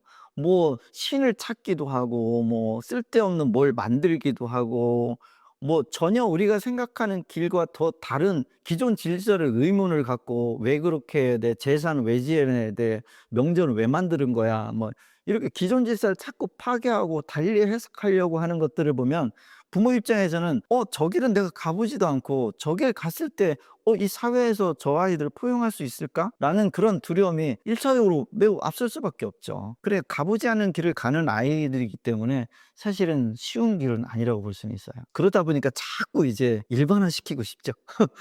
자꾸. 근데 일반화 될 수가 없죠. 왜? 일반적이지 않게 태어난 애가 일반으로 들어갈 수 없는 것처럼. 그렇다고 보시는 것이 좋을 것 같아요. 이제 제가 이제 제 입장에서 볼 때는, 이제 제가 이제 많은 애들 보고 지금 뭐 성인이 된 아이들도 연락을 주고받고 하긴 하는데, 한 만 15, 16, 17세 이 정도 되면 아이들이 완전히 안정화되긴 해요. 무슨 뜻이냐면, 이제 자기가 그동안 한 십몇 년 살아오면서 사회에 대한 이해도가 높아져요. 그럼 이 사회는 저렇게 돌아가는구나. 그럼 내 있을 곳은 어디구나. 나는 어떻게 저 사회를 어떻게 처신하고 살아야 되는구나. 이런 것들이 사실은 좀 빨리 캐치를 하는 편이에요. 그래서 뭐 한 성인 정도 되면 뭐 영재성을 잃고 흡수되는 아이들도 많고, 다양스럽게 그 다른 부류죠. 다른 부류 속에 잘 속해서 독특한 자기만의 세상을 추구해 나가는 아이들이 있고, 뭐 요렇게 이렇게 양분되는 측면이 좀 있죠. 그래서 되도록이면 이렇게 불안도를 높이지 않을 방법이 있다면, 어쨌든 영재의 로드맵을 만들어주는 국가적 시스템, 이런 것들이 매우 필요는 하죠. 근데 국가 자체에서 그 아이들에 대한 불안도를 낮출 수 있는 안정된 시스템 만들어주는 건, 이게 매우 중요하죠. 근데 뭐 우리나라는 뭐 그렇게 안정됐다고 보기는 좀 어렵고, 뭐 세계적으로 가장 안정됐다고 보는 나라는 싱가포르고, 특별히 영재 아이들을 잘 관리해서 그 아이들만의 잘 드러날 수 있도록 특별한 교육을 이제 인정해 주는, 뭐 이런 시스템, 이런 것들이 영재를 둔 부모들한테 되게 심신적으로 안정을 줄 수 있다고 볼 수 있습니다. 인지적하고 이제 정서적 측면인데, 인지적 측면으로는 매우 우수하지만 정서적 측면으로는 매우 떨어질 수밖에 없다는 걸, 뭐 정서적으로 경험할 수 있는 기회가 많이 없거든요. 그러니까 뭐를 배우고 알고 하는데 시간을 너무 허비하다 보니까, 관계적으로 따뜻함, 뭐 자기의 평온함, 그다음에 누구한테 받는 어떤 사랑스러움, 이런 것들이 경험이 적다 보니 거기에 대한 취약성이 좀 많이 나타나긴 하죠. 그래서 인정 욕구는 강한데 정서적 따뜻함의 욕구는 매우 떨어지는 거, 이게 엄청난 불균형을 초래할 수가 있어요. 그래서 작은 상처를 되게 깊게 받는 경우도 되게 많아요.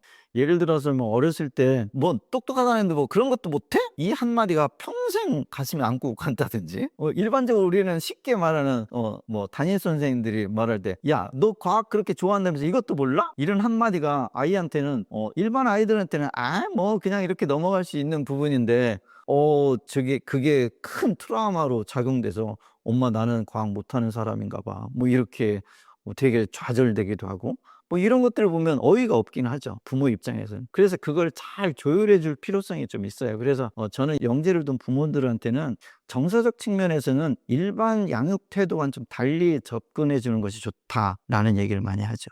또래 집단보다는 떨어지죠. 정서적은 오히려 아까 말씀드렸듯이 정서적인 부딪힌 기회가 적어요. 근데 또래 아이들은 유치원을 가면 자기들끼리 막 뭐 티키타카 하면서 많은 관계적인 것을 배울 수 있는데, 영재 아이들은 이렇게 처음에 어울리다가 이건 나랑 절 안 맞는 것 같으면 빠져버리거든요. 그럼 그 갈등을 이렇게 직접적으로 경험한 요소가 매우 더 적게 되죠.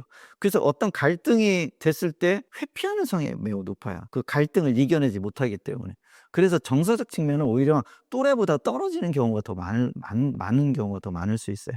일단은 시스템에 대한 거거든요. 이제 그러니까 영재 아이들의 특징 중에 하나는 능동성과 이제 주도성 이렇게 되고, 그다음에 두 번째는 타당성인데, 타당한 이유가 있어야 되는데, 우리가 학교라는 시스템은 일반적인 아이들, 그리고 사회 시스템은 이제 보편성을 기준으로 두게 돼 있잖아요. 그럼 그 보편성을 아이 입장에서는, 아이가 볼 때는 비효율적이고 비합리적인 요소들이 자꾸 발생하는 거예요. 예를 들어서 뭐 선생님이 복도에서 뛰면 안 돼 이랬는데, 아니 불났는데 뛰면 안 되는 게 말이 안 되는데 왜 뛰면 안 되지? 뭐 이렇게 의문을 갖기 시작하죠. 그러면 아이들한테 세세하게 설명해 주는 것이 아니라 맹목적으로 그냥 일반적으로 그냥 하면 안 돼 이런 표현들이 되게 거부성을 많이 주기도 하고, 그다음에 어린 아이들은 이제 이해도가 떨어지기 때문에 왜 선생님은 내 질문에 대답을 안 하고 뭐 다음에 하라고, 그건 내용과 상관없다라고 하고, 왜 그러지? 그게 선생 맞아? 뭐 이렇게 그런 것도 또 힘들고, 그다음에 아는 문제를, 아는 내용을 왜 어제도 가르쳤는데 오늘 똑같이 또 반복해서 말하지? 그 제대로 왜 저걸 모르지? 그거에 대한 이해도도 떨어지고, 이러다 보니까 사실 가장 힘겹게 어렵게 아이들 입장에서 가장 힘겨운 시기가 유치원하고 초등 저학년 시기가 될 수 있어요. 근데 이제 초등학교 4, 5, 6학년 정도 넘어가 버리면 이미 이제 어느 정도 파악이 끝나니까 이제 그럴 수가 있겠구나. 그래서 자기만의 어떤 길을 가게 돼 있죠. 근데 그 전에 매우 어렵죠. 유치원을 가면 일단은 가장 힘든 것이 획일화 교육이에요. 다 서서 같이 인사하고 배꼽에 손 올리고 90도로 인사하세요 이렇게 하는데, 왜 그렇게 하는 이유를 설명을 안 해주잖아요. 그게 문제가 될 수 있어요. 그러니까 아이한테 이렇게 인사하는 것은 상대방한테 나는 당신을 되게 좋아하고 당신의 당신을 되게 뭐 이렇게 인정해주는 그런 형태, 아니면 서로 우리 사이좋게 지내자라는 형태의 어떤 그런 제스처 중에 하나야. 그렇게 하면 상대방은 너를 되게 좋게 볼 수 있고 너를 되게 예의 바른 어린이로 파악해. 그래서 관계가 매우 좋아져 라고 이렇게 구체적으로 어떤 한 행위마다 그 이유를 설명해 줘야 되는데, 영재 아이들한테는. 근데 일반 유치원에서 그렇게 한 가지 행동마다 일일이 설명해주는 유치원이 없다라는 거죠. 그럼 아이 입장에서는 다 자기한테 맞지 않고 강제되는 느낌이 들 수 있어요. 맹목적으로 이렇게 하라 이렇게 하다 보니까 집에서는 자기가 하고 싶은 대로 할 수 있는 것이 되게 좋았다가 이제 유치원을 가버리면 할 수 있는 것들이 다 없어지는 이런 현상이 나타나 있죠. 근데 일반 아이들은 왜 좋냐면, 유치원 활동이 왜 좋냐면, 이제 만 8세 전후에서 6세 이후부터는 공적자 형성기라고 해요. 그래, 공적자 형성기라는 것은, 그래서 전 세계적으로 한 6세 되면은 이제 일반 단체 학교를 가는 이유가 공적자 사회화 과정이라고 하거든요. 어떤 규칙과 룰을 지키면서 자기밖에 모르는 사람들이 부딪혀서 나타나는 갈등이, 규칙과 룰을 지키니까 갈등이 해소되고 훨씬 효율이 높아지는 상태를 그런 걸 경험함으로써, 우리는 사회적 시스템 속에 놓일 때 가장 안전하고 훨씬 더 내가 존중받을 수 있는 기회가 넘친다라는 것을 배우는 것을 공적 자아 형성기라고 하는데, 요거에 이제 영재들한테 요게 문제가 될 수 있어요. 영재 아이들은 타인보다 자기중심적 사고가 강하기 때문에 내가 편해야 되고 내가 이해돼야 되고 내가 우선이 되는, 내 생각이 먼저 되게 되는데, 이런 거를 인정해주지 않다 보니까 아이들은 매우 힘들어할 수밖에 없죠. 이게 초등학교 중학교 때까지 계속 지속될 수밖에 없어요. 그래서 매우 힘들어할 수밖에 없는데, 이제 사춘기가 됐을 때는 또 다른 문제가 뭐가 되냐면, 이제 사춘기 정도 되면 아이가 이제 알만큼 알거든요. 이제 선생의 역할도 알고 부모가 어느 정도인지도 이해가 됐고, 그러다 보면 사춘기 때 가장 큰 문제는, 사춘기는 어쨌든 방황의 시기잖아요. 전두엽이 발달이 완성되지 않기 때문에 통제한다지 판단에 미스가 많이 날 수밖에 없는데, 거기에 대한 방향성을 명확하게 줄 수 있는 멘토가 매우 중요한데, 이 멘토의 역할을 할 수 있는 사람을 못 찾았을 때 영재아동들은 되게 힘들어할 수밖에 없어요. 그럼 무슨 뜻이냐면, 이제 영재아들의 특징 중에 하나가 이제 본질 탐구력이 매우 높다고 했잖아요. 그러면 이제 답변해 줄 수 없는 내용들이 많아요. 왜 죽음에 대한 거, 신에 대한 거, 그다음에 뭐 공부는 왜 하는 거예요? 교회는 왜 가요? 뭐 이런 거에 대한 질문을 명확하게 아이가 이해할 수, 그 연령대에 이해할 수 있도록 설명해 줄 수 있는 사람을 만나지 못하기 때문에 막연한 불안도에 놓여 있죠. 그러면서 그 불안도는 해소하지 않는 상태에서 사회가 원하는 학습에만 몰입돼 있다 보니 내면적으로 갈등과 이런 요소가 매우 높을 수밖에 없어요. 이럴 때 좋은 멘토를 찾아야 된다는 건 이건 매우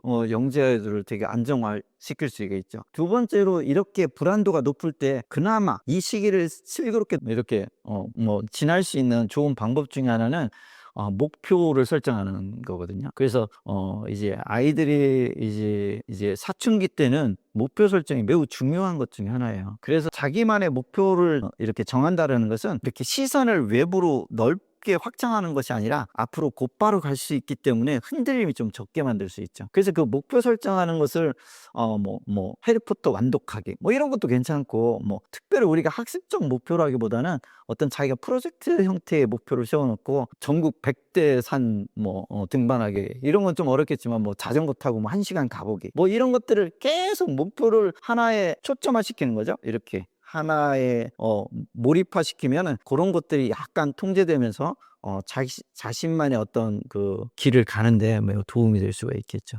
그것도 나쁘진 않아요. 근데 이제 왜 서울대 가기가 과정이 되면 돼요. 과거 가는 것이 과정. 예를 들어서 이런 얘기를 많이 해줘요. 제가 혜민아, 너가 지금 중학교 이렇게 다니는데 답답한 부분이 있잖아. 이 부분을 해소하는데 좋은 곳이 있대. 과거 가면 네 마음도 많이 알아주고 너랑 비슷한 친구들도 많고 네가 마음껏 말해도 그걸 다 이해하고 소화시켜주는 그런 사람들도 있고, 그다음에 교사 선생님들도 너를 대하는 태도도 완전 달라. 너의 모든 질문에 진지하게 답해주고 이런 곳이 있대. 그럼 우리는 지금 목표를 그쪽으로 정해서 너가 살 수 있는 좋은 세상은 그쪽이라는 사실을 갖고 지금부터 거길 목표로 두고 공부를 하자. 이건 매우 좋은 현상 중에 하나예요. 그러니까 이제 신체는 시기적으로 성장이 되잖아요. 근데 뇌는 시기적으로 성장된다기보다는 기존의 데이터가 잘 구축돼야 다음 데이터를 흡수할 수 있는 그런 토대가 될 수밖에 없어요. 그래서 얼마나 많은 정보를 많이 갖고 있느냐 게임하고 동일한 거거든요. 근데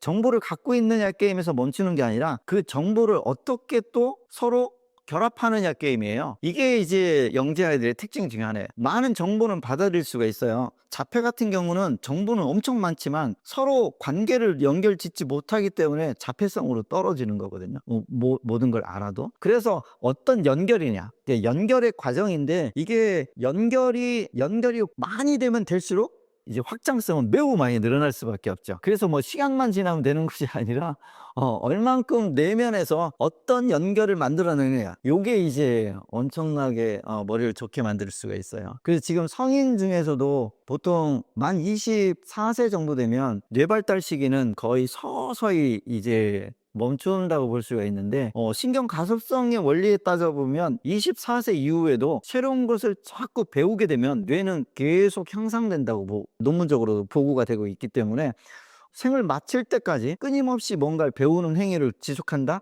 이거는 이제 뇌의 성장을 의미하는 거고, 만약에 24세 이후에 기존의 패턴만 계속 반복한다? 그러면 그 사람은 평생 뇌는 이제 더 이상 발달은 멈춘 상태라고 볼 수가 있겠죠. 만 24개월이 문제이긴 한데 24개월 이주는 괜찮냐? 뭐 좋은 점도 되게 많아요.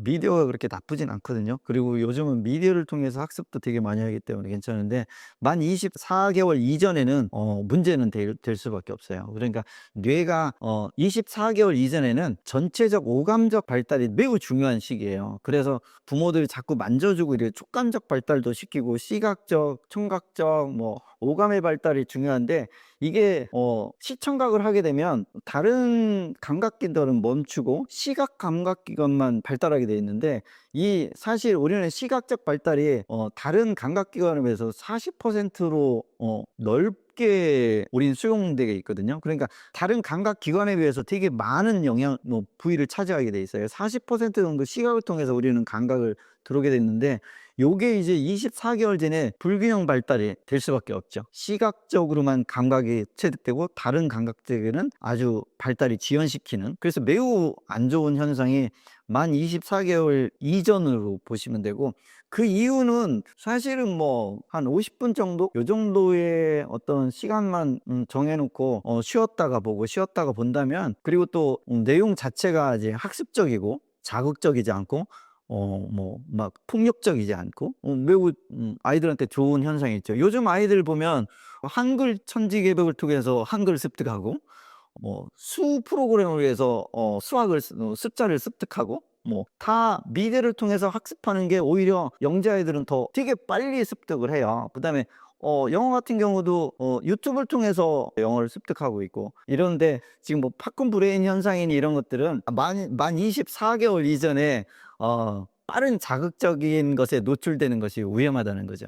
그다음에 이제 그 언어가 맨 처음에 발화될 때는 상호작용성이 되게 중요한데, 언어를 미디어를 통해서 습득하는 것은 매우 안 좋은 것 중에 하나죠. 발달적 측면에서 언어 발달에 지연될 수밖에 없어요. 그래서 언어라는 것은 들어서 되는 것이 아니라 눈맞춤을 통해서 그 언어에 풍기는 언어의 어떤 강도, 느림, 표정 이런 것들을 종합적으로 그 언어가 갖고 있는 해석을 할 수밖에 없는 건데, 그것이 이제 미디어를 통하면 그런 상호작용이 떨어지는 것으로 언어 발달이 지연될 수밖에 없죠. 근데 뭐 24개월 이후부터는 사실은 미디어를 통해서 지금 학습하는 것이 유리한 시대가 오지 않았나? 미디어를 전면적으로 뭐 거부하면서 학습하는 게 그렇게 만만하지 않을 것 같긴 해요. 그래서 부모들이 잘 활용을 하신다면 학습적인 미디어, 뭐 세균에 관한, 과학에 관한, 공룡에 관한 이런 것들을 언어로 확장시켜 주는 것은 뭐 그렇게 나쁘지 않다고 보고 있습니다. 이거는 이제 모든 아이 양육하고 비슷하긴 한데요. 근데 영재학의 특징적인 것은 사실은 이제 뭐 그 인격체로 대하는 게 더 우선적이긴 해요. 그리고 인지적 측면을 좀 많이 존중해 주는 거, 이게 가장 큰 거고, 나머지 이제 감정 조절이 심한 경우는 사실 일반 보편적인 아이들한테도 매우 정서적으로 안 좋은 거기 때문에, 감정을 조절할 수 있는 것, 부모가 감정 상태로 아이를 양육하는 것, 이거는 최악의 상태라고 볼 수가 있죠. 어쨌든 아이 입장에서는 부모의 안정성이 중요한데, 동일한 장면에 대해서 어떤 때는 화내고 어떤 때는 뭐 화내지 않고 이런 것들일 때는, 아이일 때는 불안도가 높아지는 게 가장 위험한 요소거든요. 그런데 아이가 예측할 수 있어야 돼요. 이럴 때는 부모가 나한테 이렇게 대할 거야 라고 했을 때 정작 그렇게 대하면 아이는 평온이 찾아오는데, 부모의 감정 조절에 따라서 뭐 상황에 따라서 감정이 잘못 전달된다? 이러면 아이는 되게 안 좋을 수가 있죠. 그래서 감정 조절하는 훈련, 이건 매우 중요하다고 볼 수 있죠. 감정 조절이 했을 때 가장 편리한 방법은 호흡법이라고 하는데, 90초 멈춤이라고 하죠. 그러니까 어떤 감정이 왔을 때 우리 감정세포는 외부 자극에서 감정세포가 자극을 받으면 90초 동안 활성화되는데, 이 90초 동안 활성화될 때 또 다른 자극이 오면 다른 자극이 또 활성화돼서 감정이 멈추질 않게 돼 있어요. 근데 90초 동안을 지나버리고 외부 자극이 차단된다면 감정은 수그러들 수밖에 없죠. 그래서 아이들한테도 막 울거나 뭐 했을 때 자꾸 물어봐 버리면 감정은 계속 증폭될 수밖에 없는 거예요. 그래서 아이들이 뭔가를 막 감정 상태에 놓였다 그러면은 그냥 감정이 지금 편안해지면 말해 이러고서 끝내야지, 왜 우는 거야? 뭐 때문에 그래? 자꾸 이렇게 물어봐 버리면 감정은 증폭될 수밖에 없죠. 그래서 부모도 내면에 화가 뭐 치밀어 오른다든지, 아이 때문에 뭐 되게 힘든 감정 상태가 되면은 한 2분 정도 뭐 다른 시선을 피하고 가만히 있다 보면 감정은 수그러들 수밖에 없죠. 이런 훈련을 통해서 아이한테 정서적인 안정감 이렇게 주는 거 매우 중요하다고 볼 수 있죠. 초등학교 저학년 때가 가장 큰 문제가 될 수 있는데, 아직 뭐 사회에 대한 이해도가 떨어지고 학교에 대한 이해도가 떨어져서 나타나는 것 중에 하나가, 많은 영재 아이들이 가장 어려워하는 것이 지루하고 단순한 수업 방식, 그다음에 마음껏 질문할 수 없는 어떤 그런 수업 분위기, 그런 것들이 가장 힘들어하죠. 그러니까 이제 아이 입장에서는 일주일이면 배울 수 있는 거를 한 달 내내 계속 하고 있다든지, 그러면 뭐 할 게 없는 거잖아요. 그 다음에 초등과정 수준 정도는 이미 알고 들어가는 아이들이 많아요. 뭐 수학 같은 경우는 계산을 이미 다 곱셈까지 하는 아이를 앉혀놓고 덧셈만 반복하고 있는 수업 패턴, 뭐 이런 것들은 아이 입장에서는 내가 왜 여기 앉아 있어야 되는지도 모르고, 그렇다고 해서 곱셈식으로 설명해 주면은 그건 아직 2학년 때 배우는 거니까 지금 말하면 안 돼, 그렇게 먼저 배우면 안 돼, 이런 소리를 듣는다든지, 된다든지 이러면은 아이는 학교에 대한 의미가 없어지는 거죠. 그다음에 친구들을 살펴보면 정말 재미없는 건데도 서로 킥킥거리면서 재밌다고 말하는 거. 그다음에 내가 과학에 대해서, 우주에 대해서, 막 별에 대해서 막 설명하는데 애들은 관심조차 주지도 않고 쟤는 뭐 이상한 소리만 해. 그리고 거기에 대해서는 전혀 뭐 반응도 못하는 현상? 이런 걸 보고 도대체 내 말을 들어주는 친구가 한 명도 없어. 뭐 이런 것들. 그다음에 또 일방적인 규칙들, 생활 규칙들. 뭐 앉아 있어야 된다, 뭐 해야 된다, 뭐 해야 된다. 이런 일방적인 생활 규칙이 아이들이 볼 때는 다 불합리하고 타당성이 떨어지는 것들. 이런 것들이 아이들을 되게 힘들게 하죠. 그래서 뭐 학교 가기 싫다, 오늘 학교 안 가면 안 돼, 뭐 이런 얘기를 많이 할 수밖에 없어요. 그래서 대부분 초등학교 3학년 때까지가 가장 어렵고 3학년 좀 지나면은 아이들이 조금 적응은 해요. 그래서 그냥 참고 견디는 수준? 요 정도로 넘어갈 수가 있죠. 근데 이제 다 가장 힘들어하는 것은 학습적인 지루함은 3학년, 4학년이 돼도 그거는 변화가 없기는 하죠. 근데 부모 입장에서는 이런 아이들을 어떻게 할 것인가? 이게 좀 관건이잖아요. 그죠? 일단은 학교 가서 선생님한테 아이의 특징을 설명해 주셔야 돼요. 내 아이는 학습적 특징에서 궁금한 거 있으면 자꾸 물어보는 성향이 있어요. 그 다음에 자기가 아는 분야 나오면 계속 말하려고 하는 성향이 있어요. 선생님께서 요것 좀 잘 조정을 해 주셨으면 감사하겠어요. 우리 아이 영재 이런 표현보다는 아이가 이런 학습적 기질적 특성이 있다는 것을 선생님한테 말씀드려서 양해를 구하는 거. 그리고 아이가 지금 집에서 구구단까지 다 외워버린 바람에 학교에서 조금 수학 시간에 좀 지루할 수 있는데 혹시 수학 관련 서적을 보면 안 될까요? 그 시간에 이렇게 어떤 책으로 대안할, 그 지루함을 달랠 수 있도록 다른 대안을 만들어 주는 거, 뭐 이런 것들이 좀 필요하고요. 아이랑 이야기하는 게 좋기는 해요. 어떤 것을 이해시켜야 되냐면 일반적인 학교라는 곳이 어떤 곳인지, 그러니까 이 학교는 너처럼 이제 똑똑한 아이들만을 모아놓고 너만을 위한 학교, 그런 가르치는 곳이 아니야. 보통 너가 아닌 보편적인 아이들이 학습하도록 잘 시스템이 갖춰져 있어. 그리고 선생님은 그 아이들을 중심으로 커리큘럼이 짜 있고 그 아이들 속도로 아마 수업을 가르칠 거야. 너는 지루할 수밖에 없어. 그래서 너는 다른 방법을 찾아야 돼. 이렇게 아이한테 그런 설명을 해줘야 돼요. 그리고 보통 아이들은 너가 좋아하는 걸 좋아하지 않아. 그리고 너가 좋아하는 걸 잘 모를 수 있어. 그렇기 때문에 그 아이들한테 설명해봤자 너가 원하는 답은 얻을 수 없을 거야. 그런 것들은 집에 와서 엄마한테 대신 물어보는 게 좋을 것 같아.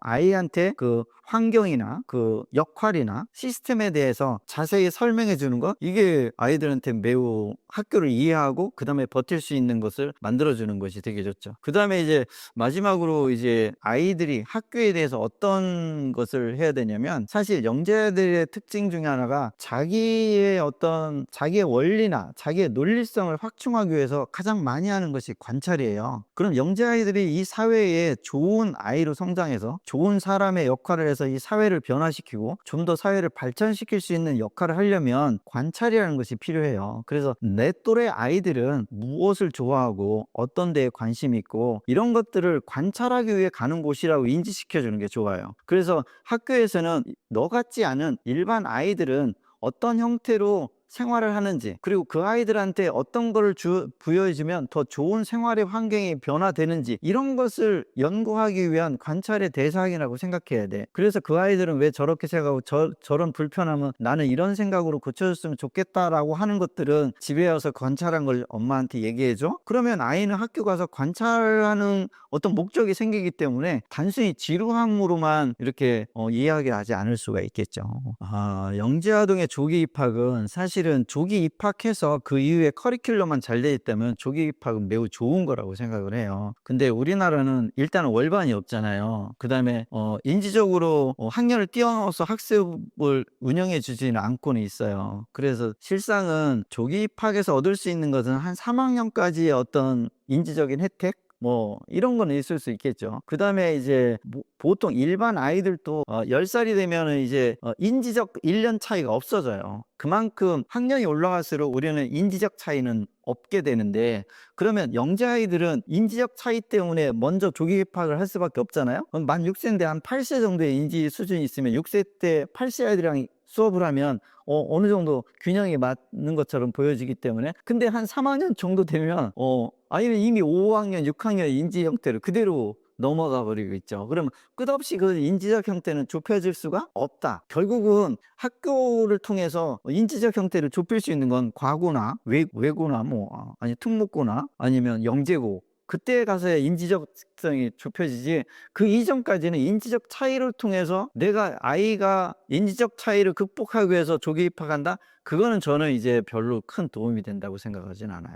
근데 이런 경우는 있을 수 있죠. 인지적 차이를 떠나서 아이가 좀 더 많은 거를 절 배우고 싶어하고 어울리고 싶어하고, 그다음에 학교 생활도 무난하게 하고 어린 나이인데도 불구하고 아이들의 정서적 차이도 괜찮아, 그렇게 잘 활용할 수 있어. 영재 아이들 중에서 사회활동을 잘하는 아이들이 있다고 했잖아요. 그런 아이들은 조기 입학하는 게 유리할 수도 있어요. 시간 낭비가 될 수 있죠. 나중에 1-2년 차이를 더 극복할 수가 있으니까. 그래서 훨씬 어린 나이에 좀 더 빨리 대학을 먼저 갈 수도 있고, 이런 아주 장점이 있을 수가 있겠죠. 근데 그렇지 않으면은 사실은 남자아이들 경우는 여자아이들에 비해서 더 조심해야 될 것이, 한 중고등학교 올라가면 우리나라는 연령에 대한 민감도가 매우 높아서 이제 뭐 동생 취급을 한다든지 뭐 좀 무시한다든지 이런 걸 지금 이겨낼 수 있는 힘이 좀 있기는 해야 돼요. 그래서 남자들이 서열 구조에서 체격이 좀 좋다, 그럼 좀 괜찮을 수가 있기는 하죠.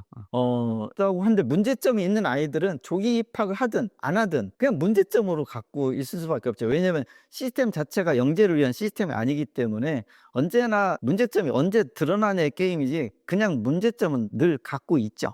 그 지루하다라는 것이 없어질 일도 없고 바뀔 수가 없잖아요. 그래서 가장 아이들이 뭐 힘들어하는 곳이 인지적 측면의 지루함인데, 그걸 달래주려면 학교 밖 활동을 좀 적극적으로 하는 수밖에 없어요. 그래서 학교 밖 활동이라고 하면 어쨌든 우리 국가에서 제공되어 있는 부설 영재원들 있잖아요. 그 다음에 시도교육청 영재원, 대학 부설 영재원, 이런 데를 적극적으로 다닐 수밖에 없고, 그 다음에 사설 영재원들이 있어요. 그러니까 뭐 과학 영재를 가르치는, 수학 영재를 가르치는 학원들, 그런 데를 활용해서 학교는 에너지를 최소화시키고, 그 다음에 나머지 개인적인 어떤 인지력을 충만할 수 있는 그런 환경을 많이 만들어주는 것. 그래서 아이가 학교에서 나 빨리 학교 끝나고 저기 뭐 배우러 가야지, 이런 마음을 들 수 있게 하는 거, 뭐 할 수 있다라면 뭐 그거 말고는 뭐 특별히 할 수 있는 거는 없다고 보고 있습니다. 네. 조기 입학할 때 가장 우선돼야 될 것이 그 단체 활동의 수용 여부예요. 그러니까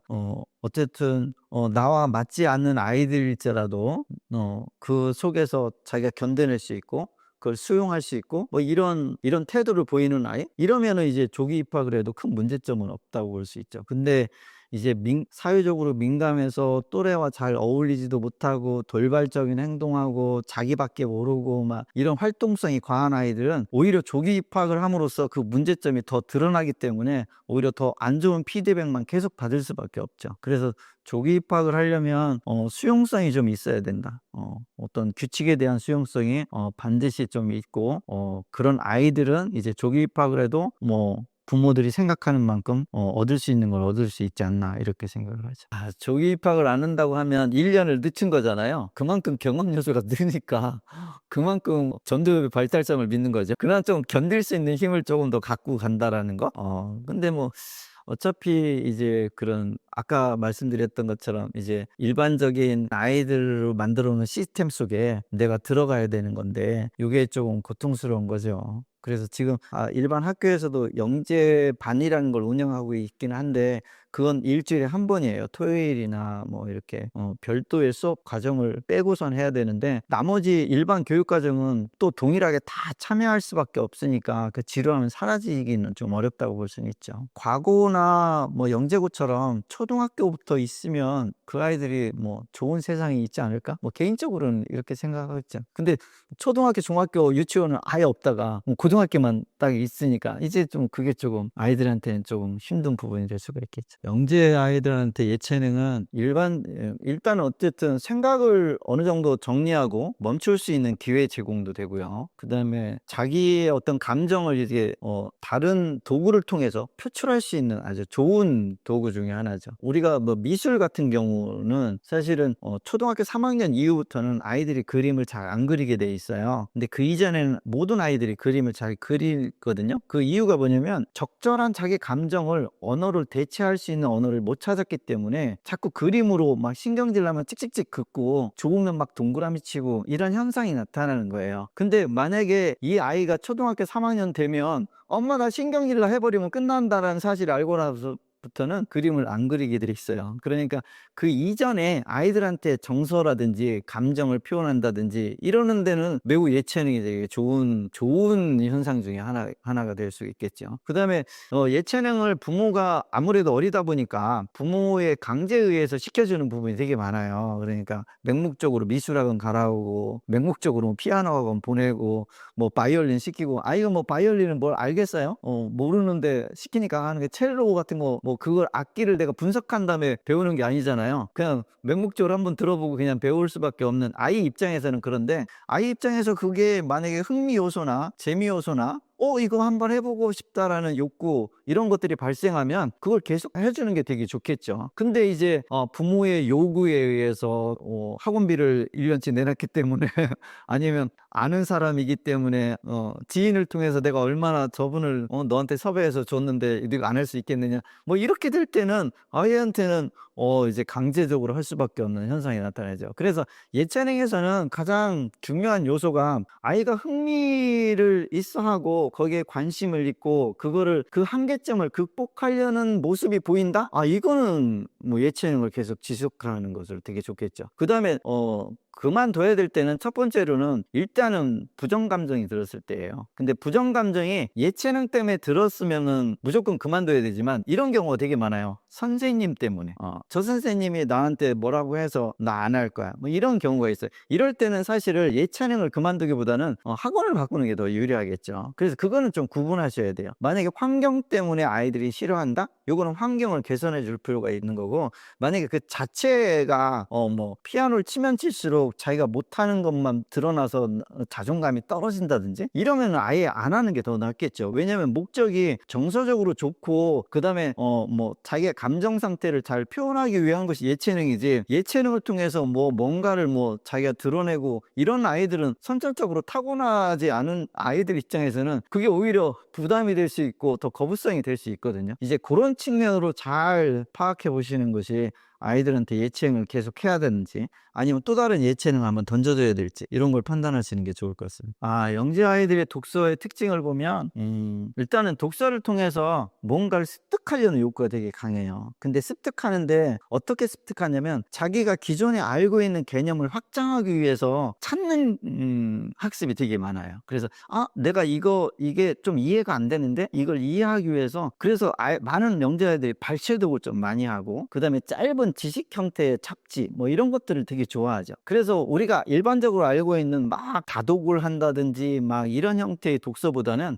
한 가지 책을 반복해서 뭐 50번 100번 읽는다든지, 그 이유는 이제 완벽하게 이해하기 위한 욕구 때문에 그렇거든요. 한 단어도 그냥 허투루 지나지 않고 완벽하게 소화하고 싶은 욕구, 그것 때문에 같은 책을 100번 읽는 아이가 나타나기도 하고 뭐 이렇게 하죠. 그래서 많은 영재 아이를 둔 부모 입장에서는 우리 아이 한 책만 있는데 이거 둬도 괜찮을까요? 뭐 이렇게 질문도 많이 하긴 해요. 그다음에 또 어떤 아이는 학습 만화만 막 주구장창 보는 아이도 있어요. 근데 거기에서 얻어지는 지적인 호기심의 어떤 Y 시리즈 이런 거 있잖아요. 그런 것만 보는 아이들이 그것도 그렇게 나쁘다고 보지는 않아요, 저는. 왜냐하면 아이가 재미 요소로 보는 것이 아니라 자기의 호기심이라 지적 호기심을 충족하기 위한 활동이라면 그냥 내버려둬도 괜찮지 않나. 그리고 어떤 아이는 사용 설명서만 많이 보는 아이들도 있어요. 근데 그걸 통해서 이 세상의 어떤 지식적 패턴을 구축해 나가는 어떤 도구일 뿐이에요. 그러면 영재 아이들한테 독서라는 것은 하나의 도구에 지나지 않는다. 그래서 너무 독서에만 치우치지 말라.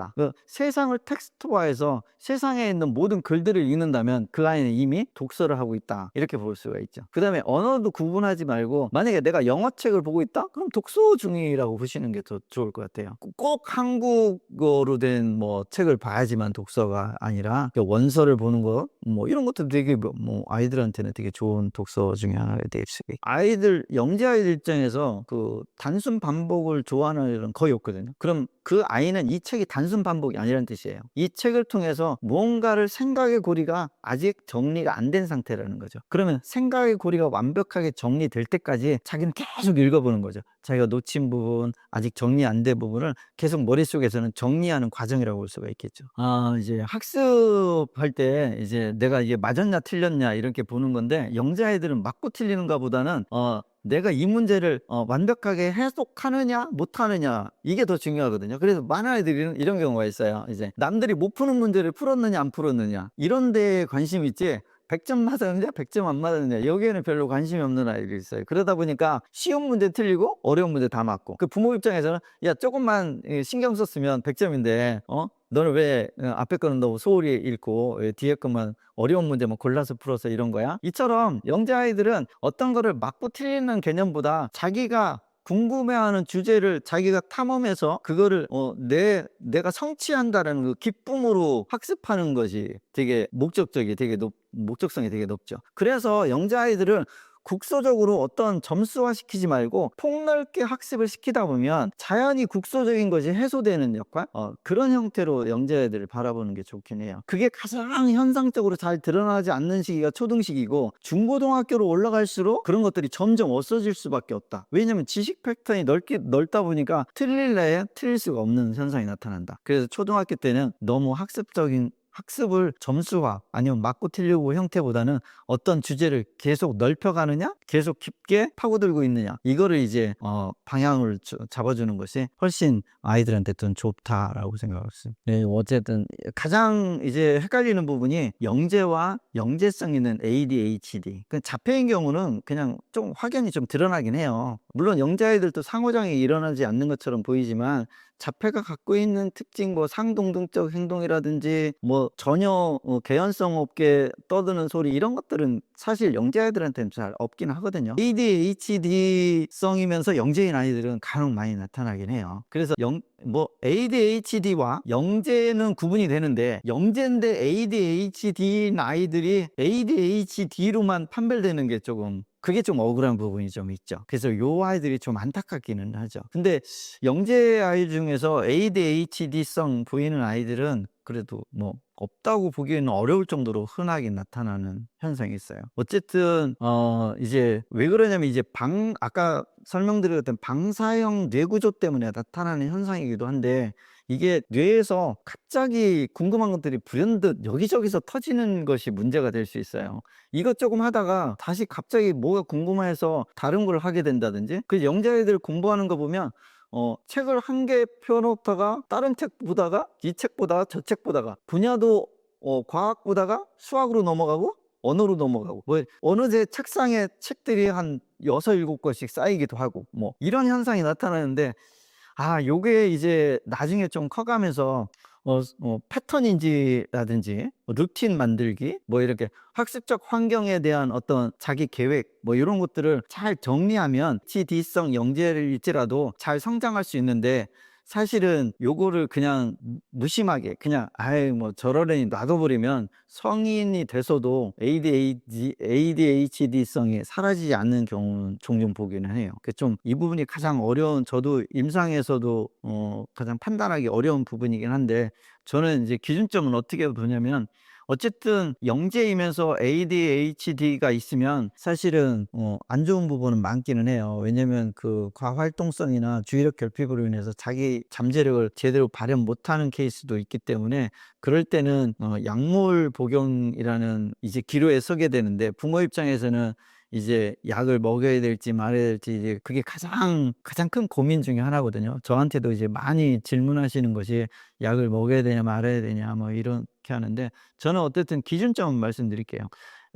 과활동성 ADHD 주의력 결핍으로 인해서 지금 이 아이가 발현시켜야 될 그 과정을 제대로 발현을 못 시키고 있다면 약물 복용이 도움이 될 수 있습니다. 근데 약간 그런 성향이 있을지라도 그래도 어느 정도 자기 성향을 잘 드러내고 있다면 조금 시간을 두고 지켜보는 것이 더 좋을 수도 있고요. 왜냐하면 ADHD는 남아 중에서 성장기에 많이 발현되는 증상 중에 하나긴 해요. 근데 대부분 한 12, 3세 정도가 되면 많은 한 7, 80% 아이들이 ADHD성이 어느 정도 되게 안정화되는, 자연적으로 안정화되는 사례가 되게 많기 때문에, 이건 발육할 때 뇌 호르몬들에 대한 불균형, 그다음에 과잉, 이것 때문에 나타나는데 어느 정도 성장하면 그게 어느 정도 안정화되기도 하기 때문에 그때까지는 어쨌든 그 시기에 배워야 될 것, 습득돼야 될 것, 이것들을 어느 정도 습득한다면 그 시기까지는 지켜보시다가,